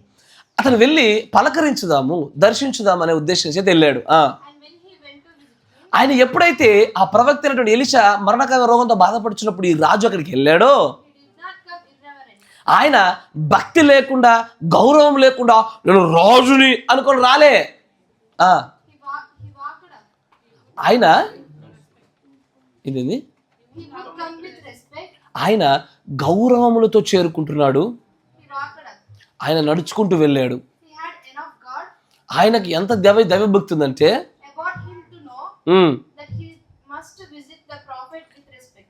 అతనికి ఎంత దైవభక్తి ఉందంటే తన ప్రవక్తను తను కలిసేటప్పుడు కూడా గౌరవములతోనే భక్తితోనే అతన్ని దర్శించాలి అన్న విషయము ఎరిగి ఉన్నవాడు గనుకే ఆ జోషయ్య అనేటువంటి ఆ రాజు ఆ ప్రవక్తను అలాగూ చేరుకున్నాడు. So he walked up and wept over him and said, my father, నా తండ్రి నా తండ్రి, the chariots of Israel Israel రథములు and the horsemen గుర్రములు thereof. And when he did, చాలా మంచిది. ఇక్కడ పర్లేదు, గాడ్ బ్లెస్ యు, ప్రయత్నం చేసింది. అయితే అక్కడ ఉన్నటువంటి ఆ రాజు ఒక ప్రవక్తను చేరుకునేప్పుడు కూడా ఎంతో గౌరవముల చేత, అరే వీడు దేవుడు పనుడురా, గౌరవాలతో చేరుకోవాలి తను మనం, ఆ భయభక్తులతో చేరుకున్న విధానాన్ని చూపిస్తూ సత్య రెస్పెక్ట్తోని ఎంతో అద్భుతంగా చేరుకున్నాడు అనే విషయాన్ని చూపిస్తున్నాడు. మీకు బైబిల్లో ఒక ప్రత్యేకమైన ఒక సంఘటన చూపిస్తా. అదే గ్రంథంలో 2వ రాజుల గ్రంథంలో 1వ అధ్యాయము చూడండి.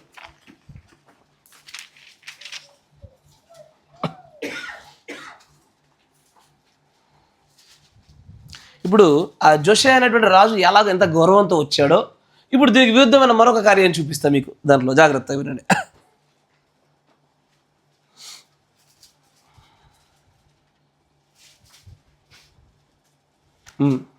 ఇక్కడ రాజు అయినటువంటి అహజ్య మేడపై నుంచి కింద పడ్డాడు, దెబ్బ తాకింది, ఇన్ఫెక్షన్ అయింది, రోగం ఉంది. ఆ రోగభరితుడై ఉండగా ప్రవక్త వద్దకి ఆ ప్రవక్తను తీసుకురంటారా బాబు, నాకు స్వస్థత కావాలి అనే ఉద్దేశం చేత ప్రవక్తను తీసుకురమ్మని వర్తమానం పంపించాడు ఆయన. జాగ్రత్త వినాల, ప్రవక్తను తీసుకురమ్మని వర్తమానం పంపించాడు. ఎవరిని? తన దగ్గర ఉన్న పని వాళ్ళ చేత. ఇప్పుడు చూడండి, అప్పుడు 6వ వచనం, ఒక మనుష్యుడు నాకు ఎదురుపడి మిమ్మల్ని పంపిన రాజునకు తిరిగిపోయి అతనికి సంగతి తెలియజేయుడి కదా. ఈ రాజు నేరుగా అతన్ని ఆ యొక్క ప్రవక్త దగ్గరికి పంపడానికంటే మునిపే ఇతడు ఏం చేశాడు? బయల్జెబూలు దేవతల యొద్ద నేను బాగుపడుతున్నా లేదా కనుక్కోవడానికి ప్రయత్నం చేశాడు. వారికి ఎదురుపడినటువంటి ప్రవక్త, వాడు మంచం మీద ఎక్కినాడు, మంచం మీద చేస్తానని చెప్పు పో అని అన్నాడు. మంచం మీద ఎక్కినాడు, మంచం మీద చావాలి వాడు అని చెప్పినటువంటి ఆ చోట జరుగుతున్న కార్యం చూడండి. అయితే ఆ ప్రవక్త ద్వారా ఎవరైతే సమాచారం అందించబడ్డారో వాళ్ళు తిరిగి వెళ్ళి రాజు దగ్గర చెప్తున్నారు ఏమని? ఇశ్రాయేలులో దేవుడు ఉన్నాడు, దేవుడు అన్నవాడు లేడనుకొని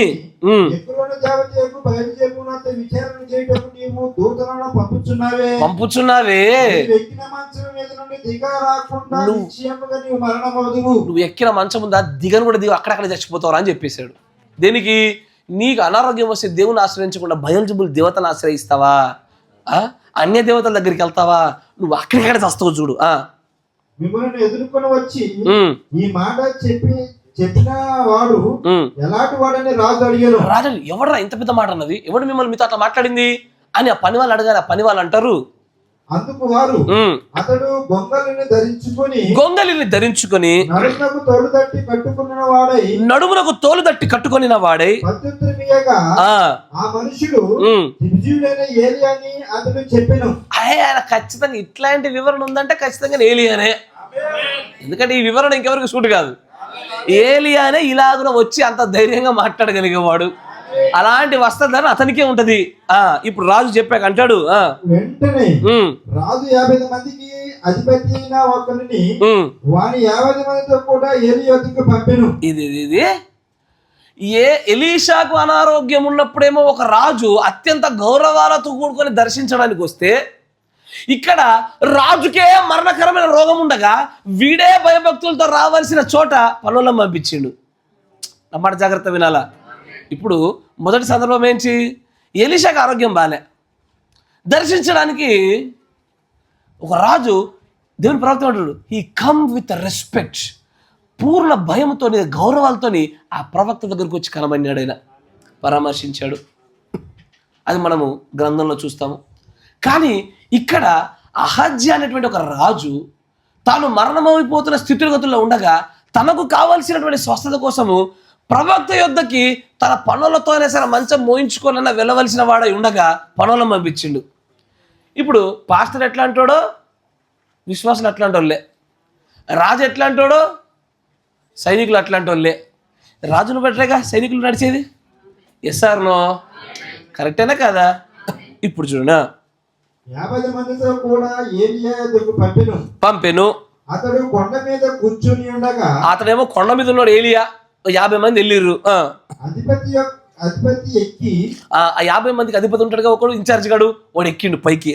అతని సమీపమునకు పోయి దైవజనుడా నీవు దిగి రావాలని రాజు ఆజ్ఞాపించుచున్నాడు. ఏంది నువ్వు ప్రవక్తలకి ఆజ్ఞేసినావా? ప్రవక్త ఏం చేయాలను, దైవజనుడు ఏం చేయాలి, నువ్వు ఆజ్ఞాపించావా? ఏంది దైవజనుడా, రాజు నీకు ఆజ్ఞాపించాడు. తర్వాత ఏం జరుగుతుంది చూడండి. అందుకు ఏలియా నేను దైవజనుడైతే అగ్ని ఆకాశం నుండి దిగి వచ్చి నిన్ను నీ 50 మందిని దహించును గాక. నేను నిజంగా దైవజనుడైతే నువ్వు నీ 50 మంది ఇప్పటికిప్పుడు ఆకాశం నుంచి దిగొచ్చి అగ్ని చంపబడతారు అన్నాడు. అప్పటిదప్పుడే చచ్చిపోయారు. ఇస్తారనో? నువ్వెవడు దైవజనుడికి ఆజ్ఞ వేయడానికి? తర్వాత చూడండి, అని 50 మందికి అధిపతి అయిన వాళ్ళతో చెప్పగా అగ్ని ఆకాశం నుండి దిగి వాని 50 మందిని దహించెను. మరలా రాజు 50 మంది మీద అధిపతి అయిన మరొకరిని వారిని 50 మందితో కూడా పంపగా, ఏంది మళ్ళీ పంపించాడు ఇంకొక అధిపతిని. 50 మంది సైన్యాన్ని వేసుకుని వచ్చి ఆ కొండ పైకెక్కి మళ్ళీ వీడేమంటున్నాడు చూడండి. ఎందుకంటే ప్రవక్తను దైవజనుని చేరుకునే విధానం చూడాలి. అక్కడ గౌరవాలతో కూడుకున్నటువంటి విధానం ఉన్నదా? If you are not approaching the God with reverence, నువ్వు దేవుని కనుక గౌరవంతో, దేవుడి దేవుని దైవజనుని కనుక గౌరవంతో కనుక నువ్వు చేరుకోకపోతే జరిగే కార్యాలు చూపిస్తున్నాడు. రెండవసారి ఇంకో 50 మందిని ఒక అధిపతిని పంపించాడు. వీడు కూడా వచ్చి దైవజనుడా త్వరగా దిగి రమ్మని, త్వరగా రాయా, రాజు ఆజ్ఞాపించున్నాడు. మళ్ళీ ఆజ్ఞనేనా? రిక్వెస్ట్ లేదాడా? ఆజ్ఞే. గౌరవం లేదాడా? గౌరవమే.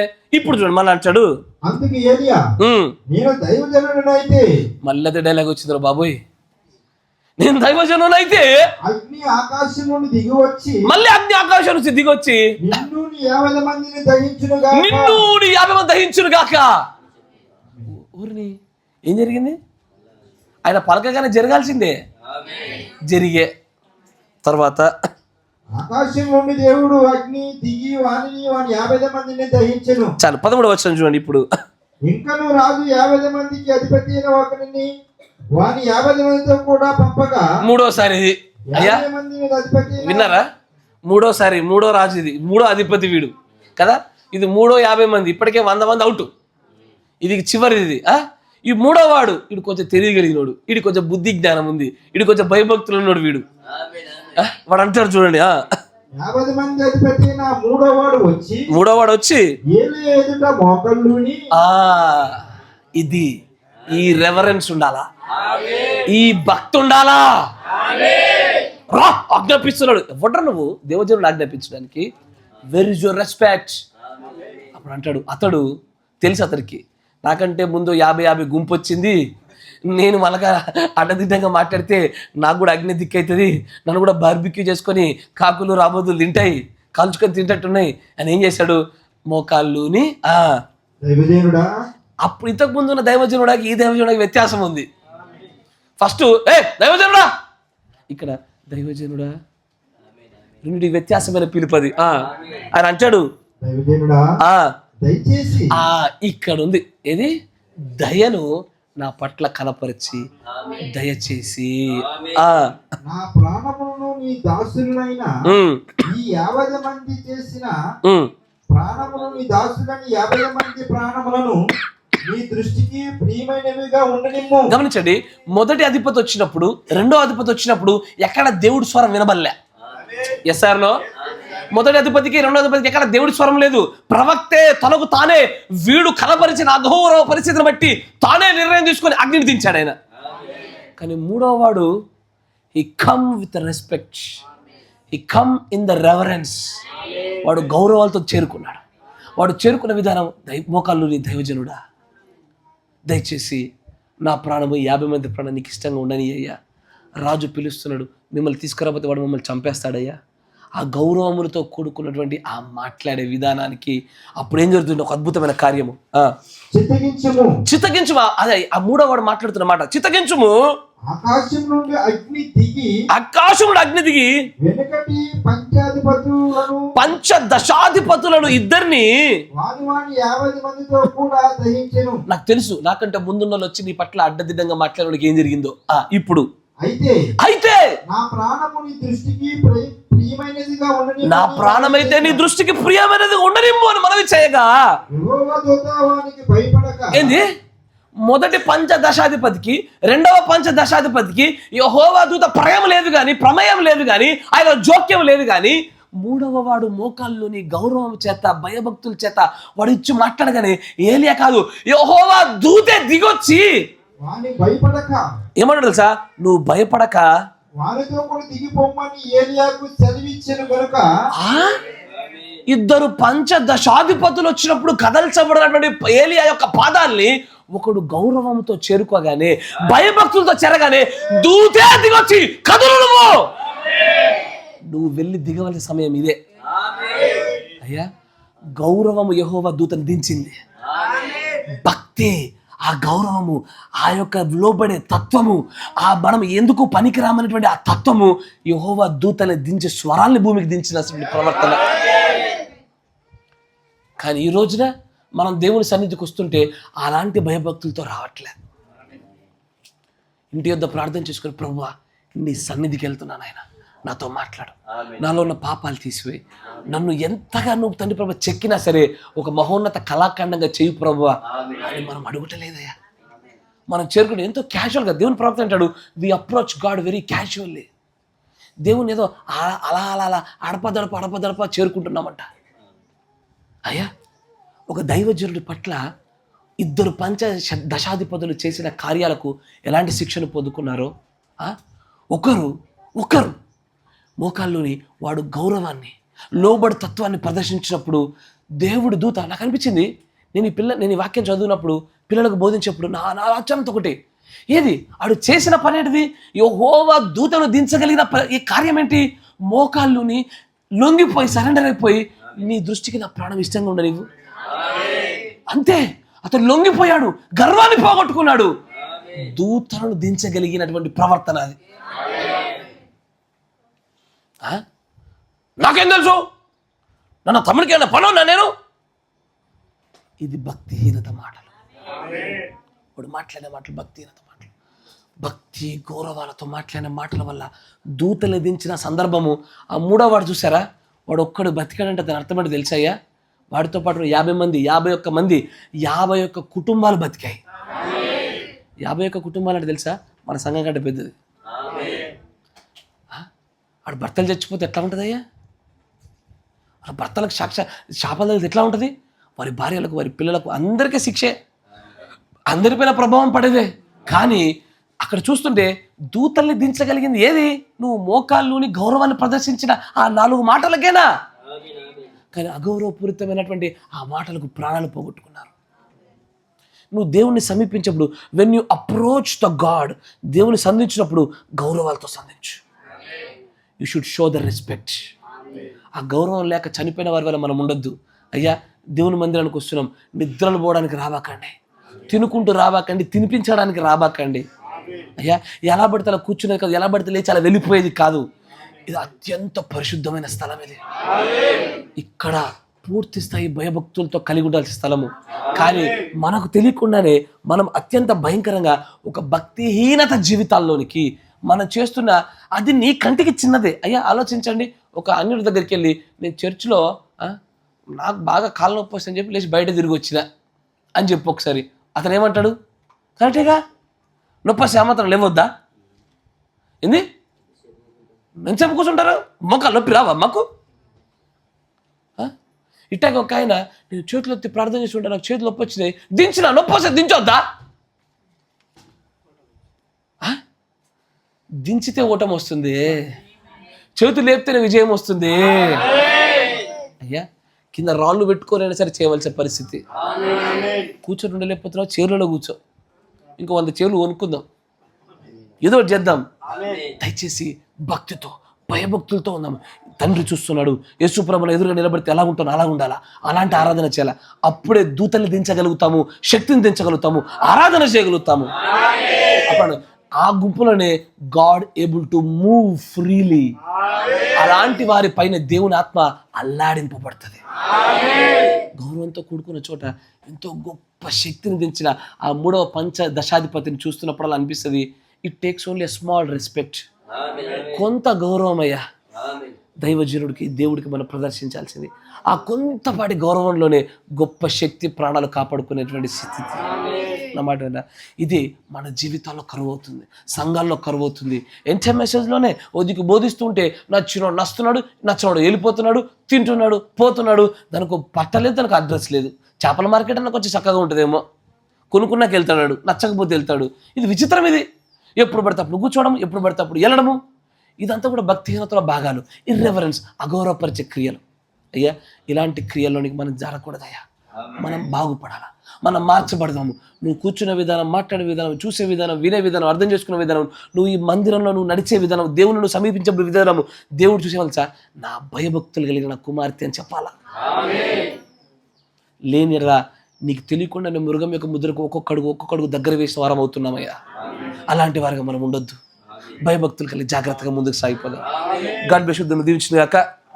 తర్వాత భాగాన్ని మనం వచ్చే వారం చూసుకుందాం. ముందు ఇంకా మన అల్పమైన విషయాలే మాట్లాడుతున్నాం, చిన్న చిన్న విషయం. ఏది మనుషుల కంటికి అల్పమైన విషయాలు, ఇంకా చాలా పెద్దవి ఉన్నాయి. పెద్ద పెద్ద సిద్ధాంతపరమైనటువంటి భక్తిహీనతలు కూడా ఉన్నాయి. నేను మొన్న చెప్పాగా, విత్తన స్టేజీ, మొక్క స్టేజీ, చెట్టు స్టేజీ, మొన్న అదే నేను చక్కగా పట్టుకోగలిగారు. వసంతకి అదే అన్నారు, ఇది అవుతుంది 2-3 అన్నాడు. కరెక్టే అవుతుంది. ఎందుకంటే ఇది మీకు వేగవంతంగా చెప్పేసి మీ తలల పై నుంచి దాటాలని ఆశపడతలేదు. అయ్యా మనం పాటించుదాం. అయ్యా మీ అందరి కాళ్ళు నొప్పి వస్తున్నట్టున్నాయి, లేచి నిలబడి ప్రార్థన చేద్దాం. అందరు లేచి నిలబడదాం. మన మధ్యలో ఉన్న సహోదరులు పీటర్ బ్రదర్ గారు ప్రార్థన చేస్తారు. స్తోత్రం స్తోత్రం స్తోత్రం స్తోత్రం స్తోత్రం.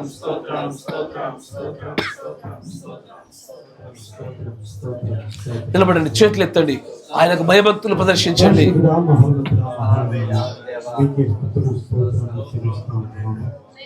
మా ప్రియ పరలోకపు దేవా తండ్రి, మీకు వచ్చిన ప్రేమను బట్టి, కృపను బట్టి, నాయన మీరు ఇచ్చిన ఇంకో ధన్యతను బట్టి, మంచి ఆరోగ్యం బట్టి, నాయన మంచి అనుకూలతను బట్టి, సమయాన్ని బట్టి, దేవ మేము కలిగి ఉన్నటువంటి సమస్తను బట్టి మీకు ఎంతగానో స్తుతులు స్తోత్రాలు. మేము ఎల్లప్పుడూ మీకు రుణపడి ఉన్నాము నాయన. దేవా మమ్మల్ని మీకు రూపంలో చేసుకున్నటువంటి దేవా, నిజముగా మేము మీ యొక్క సారూప్యతలోకి వచ్చుటకు తండ్రి, మీ యొక్క నామంలో ప్రభువా దేవా యేసయ్య ఇక్కడ మేము చేరి ఉంటున్నాము. ఒకసారి జ్ఞాపకం చేసుకునండి. మా యొక్క బలహీనతను బట్టి ప్రభు మమ్మల్ని క్షమించండి. అనేక విషయంలో మేము పడిపోయిన వారము, చెడిపోయిన వారము ప్రభువా. మీ ముందర ప్రభువా, మీకు సన్నిధిలో ప్రభువా మేము కనబడుటకు కూడా నాయన మేము యోగ్యులము కాదు నాయన తండ్రి. అయినప్పటికీ ఇదిగో ప్రభువా అనేక విషయములలో ప్రభువా మీ ఎదుట మేము తండ్రి అగౌరవంగా నడిచినప్పటికీ దేవా మీ యొక్క తండ్రి అపారమైన కృపను బట్టి, ప్రేమను బట్టి మమ్మల్ని ఇంకా సజీవ గుంపులో ఉంచిన దేవుడు వైపు మేము కనపరిచినటువంటి అవిధేయతను, అగౌరవం బట్టి ప్రభువా మేము ఎప్పుడో నశించేవారమై ఉన్నాము తండ్రి. మేము దయతో ఒకసారి జ్ఞాపకం చేసుకునండి. మేము ఇది వరకు ప్రభువా తెలిసి తెలియక అగౌరవంగా మేము నడిచిన వారమై ఉంటున్నాము, అవిధేయతను మేము చూపిన వారమై ఉంటున్నాము.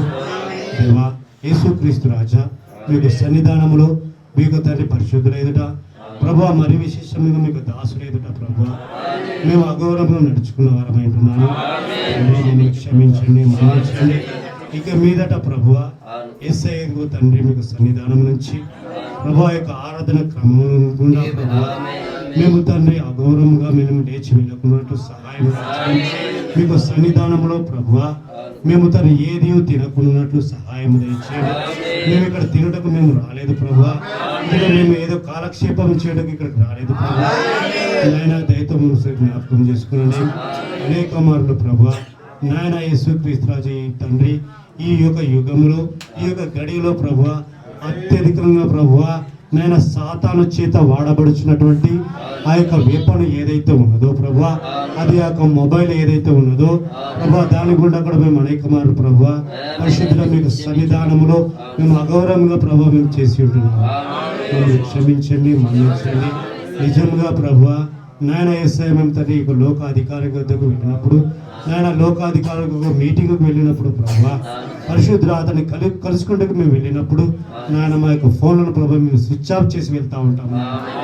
కానీ నాయన జీవంలో ప్రభువా జీవాధిపతి యేసుక్రీస్తు రాజా సర్వోన్నతుడా సర్వ సృష్టికర్త ఆడు ప్రభువా మీకు తండ్రి మీకు దాసుడు సెలవిచ్చిన విధంగా నాయన ఇక లోకంలో ఉన్న న్యాయాధిపతి యుద్ధకు వెళ్ళినప్పుడే నాయన ఓ తండ్రి ఆ తీర్పు యుద్ధకు వెళ్ళినప్పుడే ప్రభువా ఓ యేసుక్రీస్తు రాజా మేము తండ్రి మా యొక్క బట్టలను ప్రభువా తండ్రి పరిశుద్ధుల మా యొక్క ప్రవర్తన అంతటి గుండా ప్రభువా మేము తండ్రి ఎంతగానో తగ్గించుకొని అక్కడ నిలబడవలసిన వారమై ఉండగా ఓ పరిశుద్ధుడా మీరు లోకానికే తీర్పు తీర్చే దేవుడు అంటున్నారు, సమస్త సృష్టికే తీర్పు తీర్చే దేవుడు అంటున్నారు ప్రభువా నాయన మా యొక్క ప్రాణ ఆత్మలకు ప్రభువా నాయన మీరు తీర్పు తీర్చే దేవుడు అంటుండగా మీ ఎదుట మేము ఇంత ప్రభా భయము భక్తితో ప్రభువా జీవించాలో ప్రభా ఈ దినమున మీరు మాట్లాడిన దేవుడు నిజముగా నాయన మేము తండ్రి పరిశుద్ధులైన యేసుక్రీస్తు రాజు యొక్క మాటలు మా హృదయంలో భద్రం చేసుకొని తండ్రి మేము తండ్రి ప్రవర్తించినట్లు సహాయం తెచ్చారు. ఇక మీదట ప్రభ ఎన్నడూ ప్రభువా మేము మీకు దాసుల ఎదుట ప్రభువా నాయన పరిశుద్ధుల మీకు పరిశుద్ధుల ఎదుట నాయన మాకు సహోదరుల ఎదుట నాయన ప్రభువా నాయన మీకు సన్నిధానంలో నాయన మేము అగౌరవంగా ప్రవర్తించుకున్నట్లు సహాయం తెచ్చాము. ఇది మొదలుకొని ప్రభువా ఒక నిర్ణయం మేము తీసుకున్నట్లు సహాయం తెచ్చాము. మీ సన్నిధానంలో ప్రభువా మేము నిర్ణయం తీసుకునిచున్నాక ప్రభువా అది అవునంటే అవును కాదంటే కాదుగా ఉన్నట్టు సహాయం నా ప్రభువా మీకు వాక్యమును కలిగినటువంటి మేమును దేవానాయన యేసుక్రీస్తు రాజా మీకు సారూప్యంలోకి ఇదిగో ప్రభా మేము మలచబడుచున్నాం మేము ప్రభువా ఓ యేసుక్రీస్తు రాజా మీకే స్తోత్రం అన్నారు. మీకు మాదిరిగా మేము జీవించినట్లు సహాయం చేయండి. ప్రియ పరలోకపు దేవా యేసుక్రీస్తు రాజా మీకు స్తోత్రం అన్నాను. చిన్నపిల్లలేమి పెద్దలేమి ప్రతి ఒక్కరిని జ్ఞాపకం చేసుకోండి నా ప్రభువా. ఇక్కడ తండ్రి నిలబడినప్పుడు చేతులు ఎత్తిన ప్రతి ఒక్కరిని మేస్తాం సహాయం తెచ్చేది. ఆ కయ్యను వంటి వారు మేము ఉండకున్నట్లు నాయన ఆ దుష్ట సంబంధిగా మేము ఉండకున్నట్లు ఓ ప్రభువా యేసుక్రీస్తు రాజా ఇదిగో ప్రభువా తండ్రి వాడు తండ్రి ఆది నుంచే ప్రభువా వాడు దుష్ట సంబంధి కనుకనే ప్రభువా వాడు ఆ దుష్టక్రియలు చేసే ఉంటున్నాడు నా తండ్రి ప్రభువా. మేము కలిగి ఉన్నది ప్రభువా మా యొక్క పుట్టుక నా తండ్రి యేసుక్రీస్తు రాజా పరిశుద్ధుడా యేసయ్య మీకే స్తోత్రం. మీ యొక్క పిల్లలుగా ప్రభువా మేము ఉంటుండగా నాన్న మీ యొక్క క్రియలు మేము చేయడానికి సహాయం తెచ్చాము. ఓ యేసుక్రీస్తు రాజా మీకే స్తోత్రం వందనాలు. ప్రియ పరలోకపు తండ్రి మీరు ఏదైతే క్రియలు చేసి ఉంటున్నారో మీరు ఏదైతే ప్రభువా తండ్రి కలిగి ఉన్నారో ఆ యొక్క గుణలక్షణంలోనే ప్రభువా మేము ప్రచురపరిచినట్లు సహాయం తెచ్చాము. మేము వెల్లడి చేయనట్లు సహాయం తెచ్చాము. అప్పుడు మాత్రమే మీ పిల్లలుగా మేము ఉంటాము నాయన. మీకే స్తోత్రం చెల్లిస్తూ ఉంటున్నాము. లోకములకు ప్రభువా నాయన మేము వెలుగుగా ప్రభావం సహాయం తెచ్చాము. మీ యొక్క తండ్రి మీరు వెలుగుగా ఉన్నారు కనుకనే ప్రభువా మేము లోకానికి వెలుగై ఉన్నట్లు సహాయం తెచ్చాము. ఆ వెలుగుని ప్రసరింపజేయనట్లు సహాయం తెచ్చాము. యేసుక్రీస్తు రాజా మేము వెలుగు సంబంధుల ప్రభువా ఆ వెలుగునే ప్రభు విరజిమ్ములకు సహాయం తెచ్చాము. దేవా యేసుక్రీస్తు రాజా మీకే స్తోత్రం వందనాలు. ప్రతి ఒక్కరి ఎడల ప్రభావం ఆయన మేము గౌరవములు విధేయతలు ప్రభా తండ్రి చూపినట్లు సహాయం చేయమని ఇంకను ప్రభా తండ్రి మాలో ఉన్న లోటుపాట్లు ఏదైనా ఉన్నట్లయితే ప్రభా మేము ఈ సమయం ముందు ప్రభా మేము తండ్రి సరి చేసుకున్నట్లు సహాయం ప్రభా. యేసుక్రీస్తు రాజా మీకే స్తోత్రం వందనాలు. ఇదిగో దేవమ్మ తండ్రి తెలిసి తెలియక చేసిన తప్పిదములను క్షమించండి మన్నించండి నాయన. ఇదిగో మేము మార్పు చెందడానికి ఇక్కడ వచ్చి ఉంటున్నాం. మా జీవితాన్ని మార్చుకున్నట్టుగా ఇక్కడ వచ్చి ఉంటున్నాం. పరిశుద్ధుడా దేవా మా జీవితంలో మార్చమని మీకు సహాయం దయచేయమని ప్రభావ మీ ఎదుట మేము గోచాడుతూ ఉంటున్నాము. మీ ఎదుట ప్రభావ మోకాలు నాయన మీ ఎదుట ప్రభావ తండ్రి ఇదిగో పరిశుద్ధుడా యేసుక్రీస్తు రాజా మా హృదయ అంతరంగంలో ప్రభావ ప్రభావ తండ్రి మీ ఎదుట ప్రభావ సాగిలపడి నాయన మేము మొరపెడుతూ ఉంటున్నాము. సహాయం దయచేయండి. చూపండి ప్రభావ నా ప్రభావ కృప చూపండి నడిపించండి సహాయం దయచేయండి. సమస్త మహిమ ఘనత ప్రభావం మీరు పొందుకున్నాను. ప్రభు యేసుక్రీస్తు నామములో ప్రార్థించున్నాను. మహాపరిశుద్ధుడా, సర్వశక్తి సంపన్నుడా, నా ప్రియమైన సహోదరుడు చేసినటువంటి ప్రార్థనతో మేమందరం కూడా ఏకీభవిస్తా ఉన్నాము. ఇది మొదలుకొని ప్రభా, ఆ భక్తిహీనత, ఆ దుర్మార్గత, ఆ గౌరవము చూపించలేనటువంటి అగౌరవం పరిచే పరిస్థితులు ఆయన, అది నిజంగానే మృగం యొక్క ముద్రకు మమ్మల్ని అతి సమీపస్తులుగా చేస్తున్న కార్యాలయం, వాటన్నిటి నుంచి మేము దాని దూరం జరిగి నాయన భక్తిలోనికి, దైవ భక్తిలోనికి నీ వలె మేము ఉండడానికి ప్రభువా మమ్మల్ని మలచమని ప్రార్థిస్తా ఉన్నాం. దానికి అడ్డుగా వచ్చు ప్రతి ఆత్మను, మనుష్యుని, సమస్తాన్ని కూడా ప్రభు అయిన యేసుక్రీస్తు నామములో గద్దిస్తున్నాము. మీరే కనికరం చూపి ఈ చిన్న సంఘాన్ని మీరు అభిషేకింపజేయమని, మీ ఆత్మచేత వీరందరూ కూడా పరిపూర్ణులగులాగిన సహాయం దయచేయమని.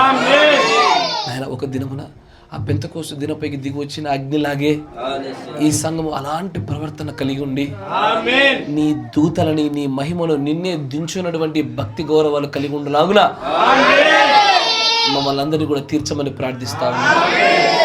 కృపగల దేవా, నిజంగానే ఈ దినమంతట్లో మీరు తోడుగా ఉన్నారు, ఆరాధనలో తోడుగా ఉన్నది మీ కృతజ్ఞతాస్తుతులు చెల్లిస్తూ ఉన్నారు. జరగనిన ప్రేమ విందులు కూడా మీరు తోడుగా ఉండండి. సనుగుకొనుటయు నాయన విరోధంగా ఒకరికొకరు మాట్లాడుకోకుండా ఉన్నట్లుగా సహాయం చేయొచ్చు. ప్రేమలో, దైవికమైన ప్రేమలో మేమందరం ముందుకు కొనసాగే భాగ్యం మాకు దయచు.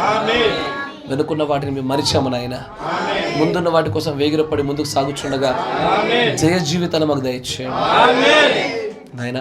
ఆ కానుకల్లో ఎవరైతే ప్రభు నాయన గుప్పిలు విప్పి ధారాళంగా వేసి ఉన్నారో వారిని మీరు ఆశీర్వదించండి. అనారోగ్యంతో బాధపడుతున్నారు ఎవరైతే నాయన తమ కుడి హస్తాలు పైకెత్తి మరీ ప్రత్యేకంగా ప్రార్థించబడాలని ఆశ కలిగి ఉన్నారో తండ్రి నాయన వారందరినీ మీ చేతికి అప్పగిస్తా ఉన్నాను నాయన. వీరు నేను పేర్లుగా నేను పిలవట్లేదు కానీ వీరందరినీ నువ్వు నీ యొక్క ఆలోచన వీరు చూస్తున్నావు ప్రభు నాయన. నువ్వు నీ యొక్క రక్తం చేత కడిగి ఎవరినైతే నువ్వు నియమించుకున్నావో ప్రభు, ఎవరినైతే పిలుస్తున్నావో నువ్వు వీరందరినీ నాయన చూస్తున్నటువంటి దేవుడు అయి ఉన్నావు. వీరందరూ కూడా ప్రభు నాయన మమ్మల్ని బాగు చేయనటువంటి నాయన అగౌరవపూరితమైన మాటలతో రావట్లేదు కానీ మా తండ్రి దయచేసి మా పైన కరుణించి మమ్మల్ని బాగు చేయమని ప్రార్థిస్తా ఉన్నాం. వీరి తగ్గింపును బట్టి, వీరి గర్వము లేకుండా ఉన్నటువంటి వీరి దీనత్వమును బట్టి, వీరు చూపుతున్న గౌరవాలను బట్టి ప్రభు అయిన యేసుక్రీస్తు నామములో వీరందరికీ సంపూర్ణమైన స్వస్థత అనుగ్రహించబడును గాక. నీ గొప్ప శక్తిని వీరి పైకి ప్రసరింపజేసినందుకు నీకు వందనాలు దేవా. నీ యొద్ద నుంచి స్వస్థతలు పొందుకునే వీరందరూ కూడా ధన్యులై ఉన్నారు నాయన. కనికరం చూపండి. నీ నామం పేరిట ఆయన ప్రార్థనలు జరుగుతున్న అనేకమైన సంఘాలను కూడా జ్ఞాపకం చేసుకోండి. ఆ బోధనలో ఉన్న సంఘాన్ని, హైదరాబాద్లో ఉన్న సంఘాన్ని, కాటిరంపాడిని, పూనంగిని, తాళపురంని వీరందరినీ మీరు జ్ఞాపకం చేసుకోండి. ప్రత్యక్షతలో మాతో పాటు కొద్ది వేరుగా ఉన్నప్పటికీ వీరందరూ కూడా నీ పిల్లలై ఉన్నారు నాయన. వీరిని బలపరచండి, స్థిరపరచండి. నీ మహోన్నతమైన కృపలో వీరందరినీ నేను ముందు కొనసాగింపజేయమని ప్రార్థిస్తాను. అంతేకాకుండా వీరి కుటుంబాలను కూడా మీరు ఆశీర్వదించండి నాయన. కుటుంబాల్లో ఉన్నటువంటి అవకతవకలు అనేకమైనటువంటి తండ్రి ప్రభు ఆ కుటుంబాన్ని విచ్ఛిన్నం చేయడానికి ప్రయత్నిస్తున్న వైరస్లు అన్నిటిని మీరు తీసివేయండి నాయన. అనారోగ్య సమస్యతో బాధపడుతున్న వారిని జ్ఞాపకం చేసుకోండి. నీ ప్రేమైన పిల్లలు నేను విశ్వాసం చేత ఎవరి కోసం అయితే ప్రార్థిస్తున్నారో ఆ ప్రార్థనలు అన్నీ కూడా సమాధానపరచబడేలాగా మీరు ఆశీర్వదించండి. ఎలాగనైతే ఆయన 70 మంది శిష్యులు మీరు పంపించి ఉన్నారో అలాగే ప్రభు ఈ లోకంలోనికి ఆయన తోడేళ్ల మధ్యలోకి పంపబడుతున్న గొర్రెలు వీరు, పాములు లాంటి వివేచన వీరికి అనుగ్రహించండి. పౌరం లాంటి నిష్కలంకమైన హృదయాలు వీరికి అనుగ్రహించండి. గర్భిణీలుగా ఉన్నటువంటి నాయన నా ప్రియమైన సహోదరులు కూడా మీరు జ్ఞాపకం చేసుకోండి. చక్కటి ఆరోగ్యం దయచేయండి. అంతేకాకుండా ఆ ప్రవళిక సహోదరి, క్రిస్టియన్ సహోదరిని కూడా మీ చేతికి అప్పగిస్తాను. పరిపూర్ణంగా నాయన వారు విశ్వాసంలో ఎదుగులాగా సహాయం దయచేయమని నాయన ప్రభుని యేసుక్రీస్తు నామంలో వారి గర్భాలు తెరవబడునుగా. ఆ ప్రభు సహోదరుడు సర్జరీ చేయబడి ఉండగా ఆ కుమారుడు కూడా చక్కటి తండ్రి ప్రభు నాయన ఆ రికవరీ పూర్తిగా కోలుకునే భాగ్యం ఆ కుమారుడు దయచేయమని సర్వోన్నతమైన తండ్రి. ఇంకా కూడా ప్రభు నాయన రక్షణ పొందబడినటువంటి పిల్లలు ఉన్నారు నాయన. దయచేసి ఈ పిల్లలతో మీరు మాట్లాడండి. నీ ప్రేమ ఎంత మధురమో ఆయన. వారు ఏదో ఈ లోకంలో ఏదో సాధిద్దామనో, పెళ్లిళ్ళ కొరకనో, మళ్ళీ తప్పులో పడిపోతామేమోనో మనుషుల ఆత్మచేత రకరకాలుగా మాట్లాడుతున్నారు కానీ నాయన నీ ప్రేమకు దూరంగా ఉంటున్నారు ప్రభు. క్షమించండి నాయన. నీ శక్తిని, నీ మహిమను వీరందరూ ఆశ్రయించే వారికి ఉండలాగున అందరినీ మీరు ప్రేరేపించండి నాయన. నాయన ఈ స్థలమును నీ రెయిన్బో ట్రౌట్ చేపల చేత నింపమని ప్రార్థిస్తాను. నీవే కృప చూపి నీ మహిమ చేత ఈ ప్రేమైన పిల్లలందరినీ కూడా నాయన నీవే వీరికి ఆధిక్యతను కలుగజేసి నీ నామాన్ని ఘనత తెచ్చుకోనమని నిశ్చితమైతే ప్రభు ఇలాంటి ఒక కూడికలో నాయన మరొకసారి బుధవారం నీకు ఇష్టమైతే ఎత్తబాటు ఆలస్యమైతేనే ఆ దినంలో జరగకపోతేనే మరొకసారి కలుసుకునే అవకాశం మాకు దయచేయమని, లేదా ఆ ఆవలి గట్టున ఆ వెనకాల తెరవైపు మేము కలుసుకునే భాగ్యం మాకు అనుగ్రహించమని ప్రభు అయిన యేసు క్రీస్తు నామములో ప్రార్థన చేయుచున్నాము. ఆమేన్ ఆమేన్ ఆమేన్.